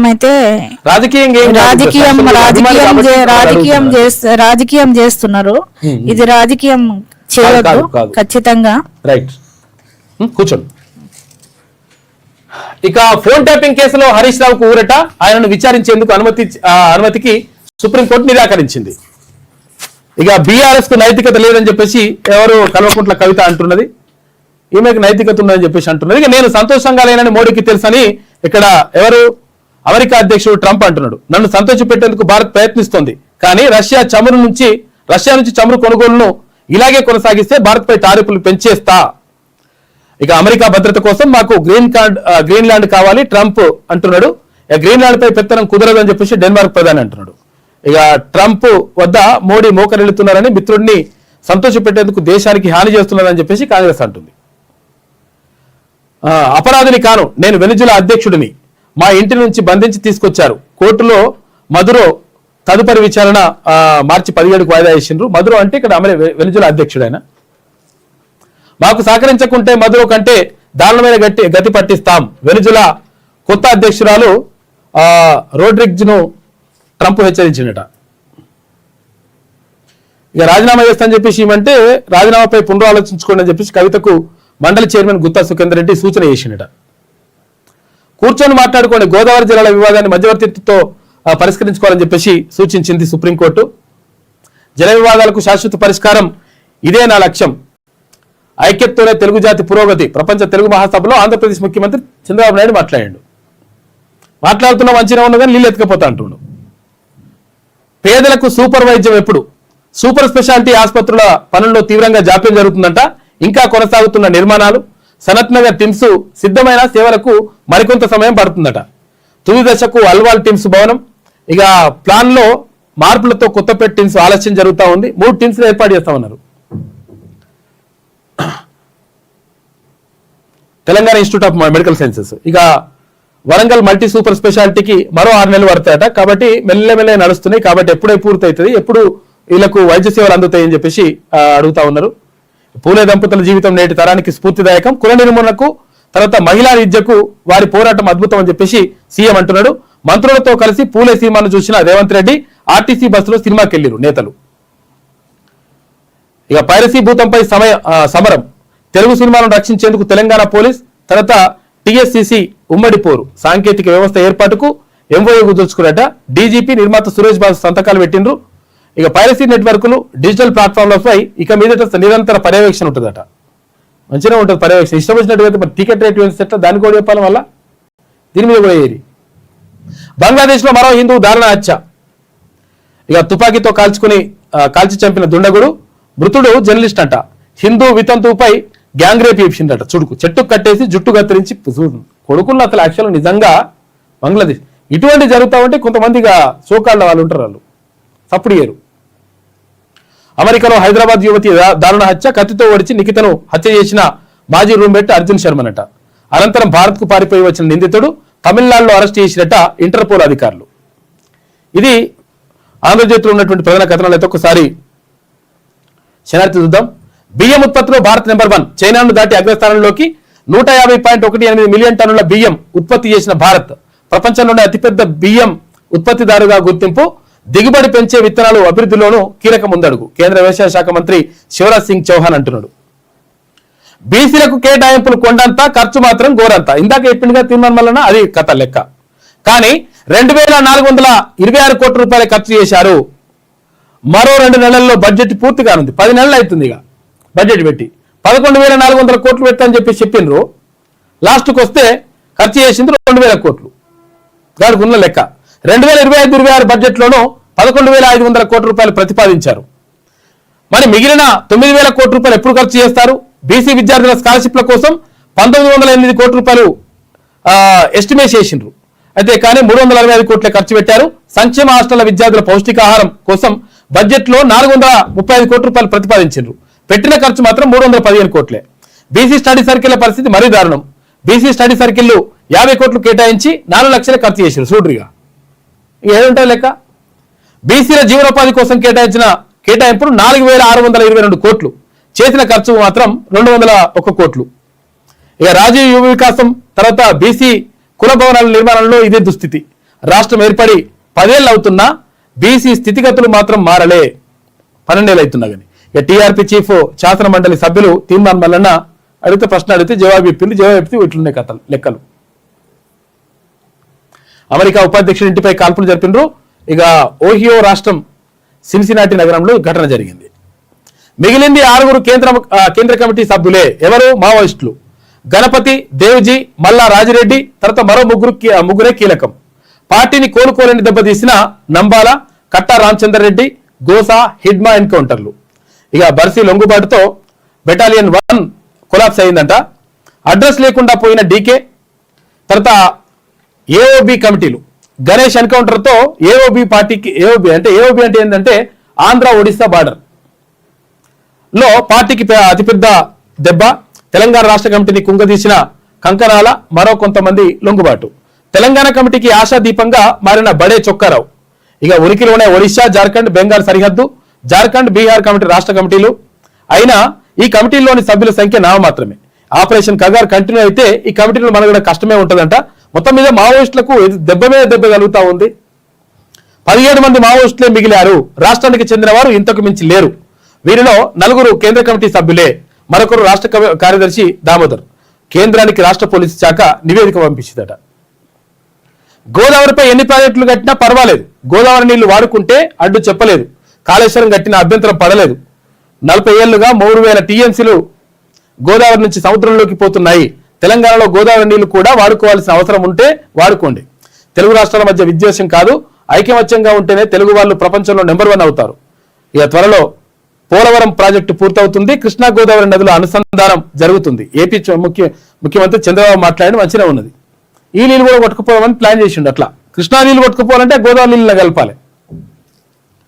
ఓఎన్జీసీ డ్రిల్ సైట్ లో గ్యాస్ లీక్ అయిందంట. కార్మికుల పోరాటానికి సంపూర్ణ మద్దతు. మంచిర్యాల సిమెంట్ కంపెనీ కార్మికులకు న్యాయం చేయాలి. బకాయిలు సర్వీస్ పరిహారం అందజేయాలి. కంపెనీ ఆస్తుల విక్రయాన్ని నిలిపివేయాలి. తెలంగాణ రాజ్యాధికార పార్టీ జిల్లా అధ్యక్షుడు మహేశ్వరం అంటున్నాడు. ఇక కాశ్మీర్ మొత్తాన్ని భారత్ లో విలీనం చేయాలి. పీఓకే సహా జమ్మూ కాశ్మీర్ ఇండియాలో భాగమే. కాశ్మీర్ ను పాక్ ఆక్రమించడాన్ని తాము గతంలోనూ వ్యతిరేకించాం, ఇక ముందు కూడా వ్యతిరేకిస్తూనే ఉంటాం. పాక్ ఉగ్రవాదాన్ని ప్రోత్సహిస్తుందని చెప్పేసి బ్రిటన్ ఎంపీ బాబ్ బ్లాక్మన్ అంటున్నాడు. మహిళా సాధికారతకు పెద్దపీట. ఆర్థిక స్వావలంబన కోసం కృషి చేస్తున్నాం. ప్రతి మహిళ హెచ్జిహెచ్ సభ్యురాలుగా ఉండాలన్నదే మా సంకల్పం. మహిళా సంఘాల చేత త్వరలో యాదగిరిగుట్ట వద్ద క్యాంటీన్ ఏర్పాటు చేస్తారట. రాష్ట్రంలోని మహిళలు మహిళా సంఘాల్లో చేరాలి అని చెప్పి సీతక్క అంటుంది. సబ్ రిజిస్ట్రార్ కార్యాలయాల్లో పారదర్శక సేవలు, మెరుగైన సేవల కోసం సంస్కరణలు తీసుకొచ్చాం. అన్నింటికీ శాశ్వత భవనాలు నిర్మిస్తామని పొంగులేటి.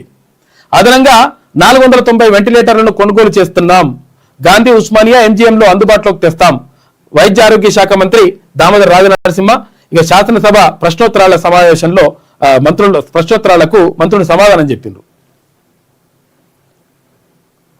కార్మికుల పోరాటానికి సంపూర్ణ మద్దతు అని చెప్పి చెప్తా ఉన్నారు. మంచిర్యాల సిమెంట్ కంపెనీకి సంబంధించి తెలంగాణ రాజ్యాధికార పార్టీలో చేరికల జోరు కొనసాగుతా ఉంది.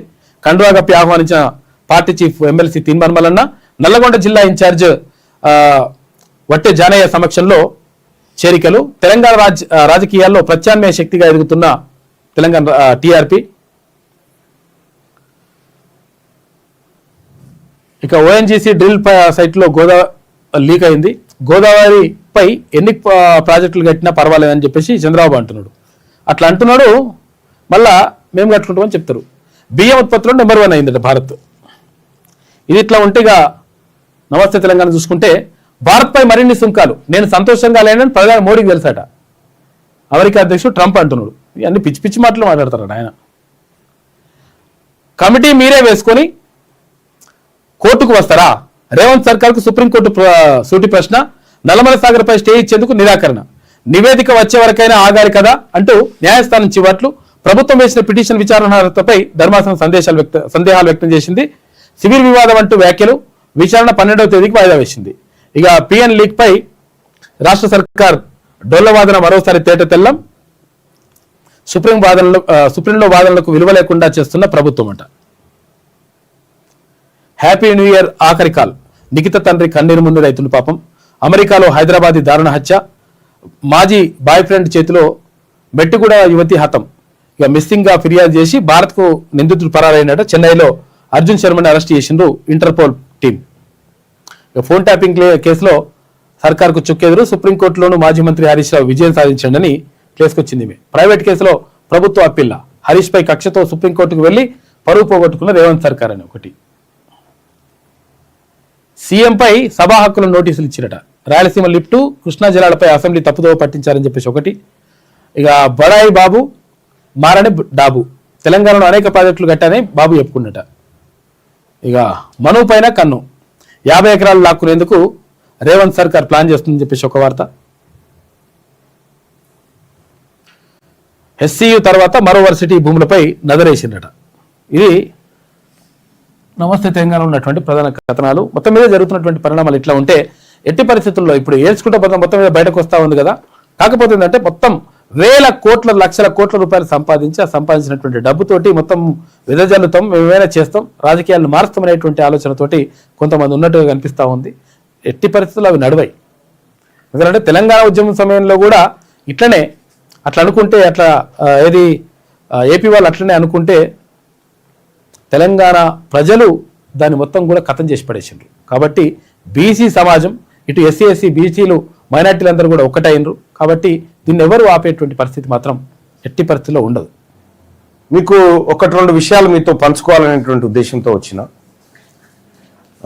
దాంట్లో ప్రధానంగా ఒకటి బీసీల అంశం పట్ల తెలంగాణ రాష్ట్ర ప్రభుత్వం కాంగ్రెస్ పార్టీ ఎంత నమ్మక ద్రోహం చేసిందనేటువంటిది ఒకటి.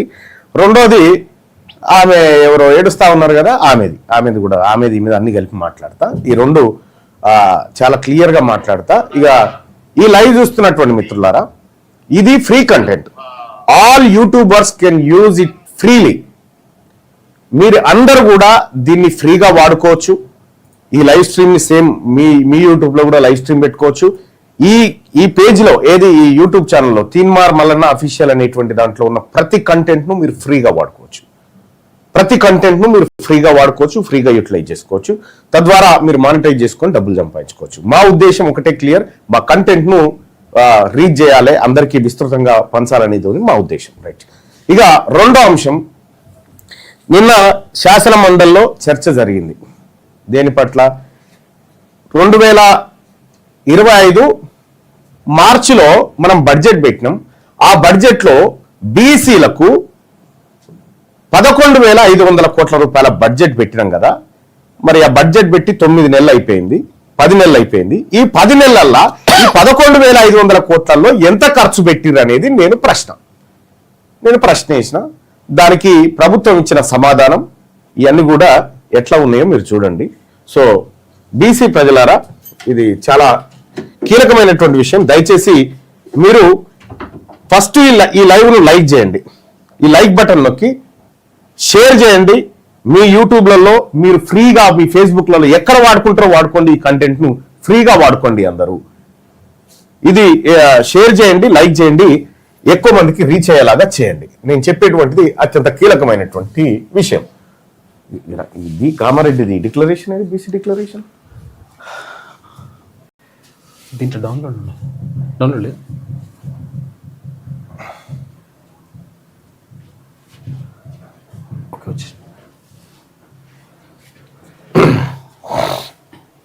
ఇది కామారెడ్డి బీసీ డిక్లరేషన్.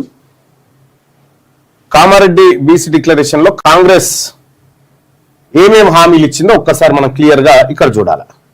ఇక్కడ కామారెడ్డి బీసీ డిక్లరేషన్ లో ఎప్పుడు పెట్టిరు BC declaration? Kamareddy BC declaration అంటే తెలంగాణలో కాంగ్రెస్ పార్టీ అధికారంలోకి వస్తే బీసీల కోసం ప్రకటించిన హామీల సమూహం. ఇందులో రిజర్వేషన్లు పెంచడం, బీసీ సప్లాన్ నిధులు, బీసీ భవనాలు వంటివి ప్రధానం. వీటిని అమలు చేయాలని డిమాండ్ చేస్తూ కామారెడ్డిలో పెద్ద ఎత్తున సభలు, నిరసనలు జరిగాయి. ఈ డిక్లరేషన్ తెలుగులో ముఖ్యంగా జనాభా ప్రాతిపదికన రిజర్వేషన్లు, బీసీ సప్లాన్, 20,000 కోట్ల నిధులు, ప్రతి జిల్లాలో బీసీ భవన్ వంటి అంశాలు కలిగి ఉన్నాయి. ఏమేమి చెప్పారు ఇక్కడ? రిజర్వేషన్ల పెంపు, జనాభా లెక్కల ఆధారంగా బీసీ రిజర్వేషన్లను 23 నుంచి 42కి పెంచుతామని హామీ. 23 నుంచి 42కు పెంచకపోగా 23 నుంచి 17కు తగ్గించారు రేవంత్ రెడ్డి. ఇక బీసీ సప్లాన్, తొలి అసెంబ్లీ సమావేశంలోనే బీసీ సప్లాన్ ను ప్రవేశపెడతామని ప్రకటన. ఇప్పుడు ఎన్ని అసెంబ్లీ సమావేశాలు అయిపోయినాయి? 2 ఏళ్ళు గడిచిపోయింది.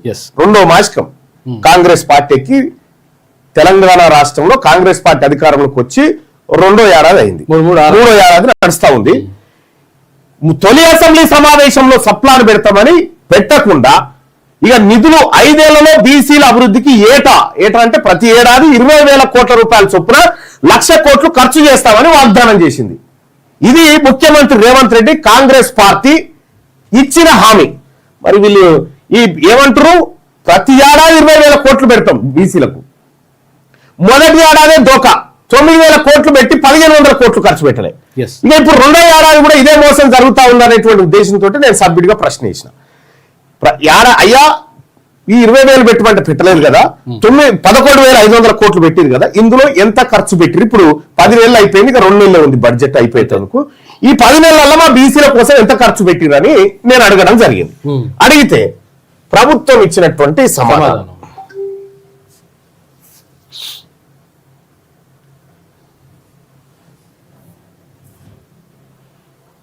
ఇగో ప్రభుత్వం ఇచ్చిన సమాధానం మీరు చూడండి. ఇది యాజ్ టీజ్ గా ప్రభుత్వ సమాధానాన్ని మీకు ఇక్కడ పెడుతున్నా. తెలంగాణ శాసన పరిషత్తు ప్రశ్న నెంబర్ 4429 తీన్మార్ మల్లన్న ఎమ్మెల్సీ. గౌరవనీయులైన రవాణా వెనుకబడిన తరగతుల సంక్షేమ శాఖ మంత్రి గారు దయచేసి ఈ క్రింది సమాచారం తెలియజేస్తారా అని అడిగిన. ఏంది? ప్రస్తుత ఆర్థిక సంవత్సరంలో వెనుకబడిన తరగతులకు కేటాయించిన 11,500 కోట్ల బడ్జెట్ కు గాను ఇప్పటి వరకు ఖర్చు చేసిన నిధుల పరిమాణం ఎంత, వివిధ పనుల కోసం ఖర్చు చేసిన నిధుల వివరాలు ఏమిటి అని 2 దాంట్లో పెట్టిన. ప్రభుత్వం ఏం చెప్పింది? ఇప్పటి వరకు 2,426 కోట్లను ఖర్చు చేయడం అయింది అని చెప్పింది. వివిధ పనుల కోసం ఖర్చు చేసిన నిధుల వివరాలను అనుబంధ రూపంలో సభా సమక్షంలో ఉంచడం అయింది. సభ ముందు పెట్టింది. పై సమాధానం గౌరవ రవాణా వెనుకబడిన తరగతుల సంక్షేమ శాఖ మంత్రి గారి ఆమోదం పొంది ప్రభుత్వ కార్యదర్శి తరఫున ఇచ్చారు. ఏం ఖర్చు పెట్టిరా అని అడిగితే ఇది లెక్క పెట్టినదేమో బడ్జెట్ 11,500 కోట్లు, 11,405 కోట్ల రూపాయల బడ్జెట్ మొత్తం. అరే ఇక్కడ దేనికి ఎంత పెట్టిరా అంటే ఫస్ట్ ఇది 2025-26 ఆర్థిక సంవత్సరంలో వెనకబడిన తరగతుల సంక్షేమానికి సంబంధించి వివిధ పనుల కోసం ఖర్చు చేసిన నిధుల పరిమాణ వివరాలు ఈ క్రింది పట్టికలో చూపడమైనది. ఇక్కడ స్కాలర్షిప్లు, మన బీసీ పిల్లలకు స్కాలర్షిప్లు వాళ్ళు చదువుకొని పైకి రావడం కోసం స్కాలర్షిప్లు ఇచ్చేటువంటి పథకం కోసం 1,908 కోట్లు బడ్జెట్ లో పెట్టిరు. ఇగో ఈ 1,800 కోట్లు ఈ బీసీ పిల్లలు చదువుకోవడానికి మేము స్కాలర్షిప్లుగా ఇవ్వబోతున్నామని పెట్టిరు. ఇంత లేవట్టి ఒక గింత దించిర్రు. ఎట్లా 1,908 కోట్లు ఇస్తామని చెప్పి ఇచ్చింది 365 కోట్లు. ఇచ్చింది 365 కోట్లు. ఇక్కడ హాస్టల్ సంక్షేమ హాస్టళ్లలో 435 కోట్లు ఖర్చు పెడతామని చెప్పి, అంటే మన పిల్లలకు భూమ పెడతామని చెప్పి మన పిల్లల నోట్ తలలకెళ్ళి భూవెత్తుకొని పోయింది దొంగ ప్రభుత్వం. 315 కోట్లు ఖర్చు పెట్టి 110 కోట్లు తక్కువ, 110 కోట్లు బీసీల సొమ్ము, బీసీ పోరగాళ్ళు భూమ తినే సొమ్ము ఎత్తుకపోయి తిన్నాడు రేవంత్ రెడ్డి. ఇక రెండోది మహాత్మా జ్యోతిబా పూలే ఓవర్సీస్ విద్యానిధి, ఓవర్సీస్ స్కాలర్షిప్లు అంటే విదేశాలకు వెళ్లే విద్యార్థులకు సంబంధించి 20 లక్షల చొప్పున 20 లక్షల చొప్పున ఒక్కొక్కరికి ఇస్తారు. 1 కోటి రూపాయల్లో 5గురికి వస్తుంది. 80 కోట్లలో ఎంతమందికి వస్తుంది? 400 మందికి వస్తుంది. 8540గా 400 మందికి 2 కోట్ల మంది బీసీలు ఉంటే 400 మందికి ఓవర్సీస్ స్కాలర్షిప్ అని ఇచ్చి వాళ్ళకి నచ్చిన వాళ్ళకి ఇచ్చుకున్నారు. ఇక Mahatma Jyotiba Phule residential institution society నిర్మాణం అని 1,871 కోట్లు ఖర్చు పెడుతున్నామని చెప్పి 1,300 కోట్లు ఖర్చు పెట్టారు. ఇక స్టడీ సర్కిల్, బీసీ విద్యార్థులంతా బాగా చదువుకొని పైకి రావాలి, వాళ్ళు కూర్చుంటేందుకు స్టడీ సర్కిల్ ఏర్పాటు చేసి వాళ్ళు IAS IPS కావడం కోసం 50 కోట్లు ఖర్చు పెడతామని చెప్పారు. 50 కోట్లు పెట్టింది 4 లక్షలు. ఆ జీతాలకు కూడా 4 లక్షలు కేవలం జీతభత్యాలకు. ఇక ఈ విద్యారంగం పైన 4,345 కోట్లు ఖర్చు పెడతామని చెప్పింది ప్రభుత్వం. పెట్టింది 2,068 కోట్లు.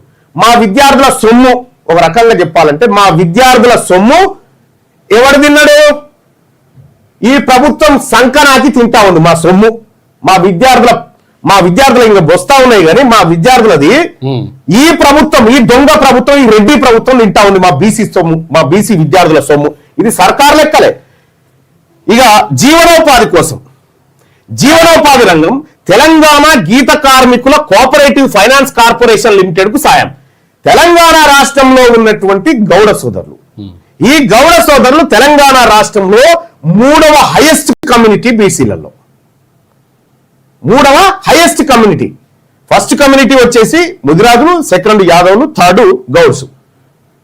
ఈ హైయెస్ట్ కమ్యూనిటీలో ఒకటైనటువంటి గౌడ సోదరులకు లక్షలాది మంది తాడి చెట్ల మీద గీత కార్మికులుగా పనిచేసి బతుకుతా ఉన్నారు, జీవనోపాధి పొందుతా ఉన్నారు. ఈ గౌడ్ల సంక్షేమం కోసం కార్పొరేషన్ ద్వారా వాళ్ళకు ఫైనాన్స్ క్రియేట్ చేసి వాళ్ళకు లోన్లు ఇచ్చి తద్వారా వాళ్ళని పైకి తీసుకొస్తాం. దానికోసం మేము 70 కోట్లు ఖర్చు పెడతామని చెప్పారు. 70 కోట్లు గౌడ్లకు. వీళ్ళు పన్ను కూడా కడతారు, శిస్తులు కడతారు, వాళ్ళ శిస్తులు కడతారు. వీళ్ళు దేనికి?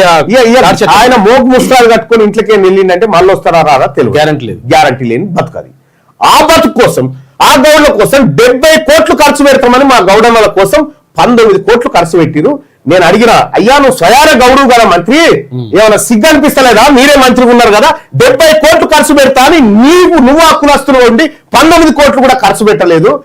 నీదేం ప్రభుత్వం, నీదేం మంత్రి పదవి అని అడిగిన. అంటే సిగ్గని అనలే కానీ మీకు ఏమైనా అనిపిస్తలేదా అని అడిగిన. అవును.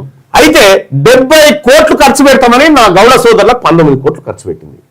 ఎవరు తిన్నాడు? గౌండోల సొమ్ము ఎవరు తిన్నాడు? ఇందులో దాదాపుగా 41,000 కోట్లు 51 కోట్లు గౌడ్ల సొమ్ము, 51 కోట్లు మా గౌడన్నల సొమ్ము ఈ రెడ్లు తిన్నారు. చేనేత కార్మికులు ఎంత అద్భుతమైనటువంటి చేనేత కళలు మనకాడ సిరిసిల్ల, పోచంపల్లి, గద్వాల ఇట్లా అనేక మంది చేనేత కార్మికులు బతుకుతా ఉన్నారు. ఈ బతుకుతున్నటువంటి చేనేత కార్మికులకు మేము ఆర్థిక సాయం చేస్తాం. ఎంత చేస్తాం? 450 కోట్ల రూపాయలు సాయం చేస్తాం చేనేత కార్మికులకు అని చెప్పారు. కానీ చేసింది ఎంత? 168 కోట్లు. ఈ చేనేత కార్మికులకు సంబంధించినటువంటి దాదాపు 282 కోట్లు 282 కోట్లు చేనేత కార్మికులది, మా శాల ఉన్నది, మా పద్మశాల ఉన్నది, మా మార్కాండేయ వారసులది. 280 కోట్ల సొమ్ము తిన్నాడు రేవంత్ రెడ్డి. 280 కోట్ల మా పద్మశాలిలో సొమ్ము తిన్నాడు రేవంత్ రెడ్డి. 10 నెలలు అయింది, ఇంకే అయిపోయా. 22 బీసీ కార్పొరేషన్లు మరియు రాజీవ్ యువ వికాసం, 22 బీసీ కార్పొరేషన్లు పెడతాం. బీసీ కార్పొరేషన్ నుంచి ఆ కార్పొరేషన్ లో ఉన్నటువంటి ప్రజలకు మేము ఫైనాన్సులు ఇస్తాం, లోన్లు ఇస్తాం, బతుకు తెరు చూపిస్తాం. దానికోసం 4,102 కోట్లు పెడతాం. మనం యువ వికాసం పెడతాం. ఇంకా బీసీలు మీరు ఎంటర్ప్రీనర్స్ కావాలి, మీరు 1,00,000, 2 లక్షలు, 3 లక్షలు, 5 లక్షలు మీకు సబ్సిడీ ఇస్తామని చెప్పి అప్లికేషన్లు తీసుకున్నారు కదా రాజీవ్ యువ వికాసం కింద.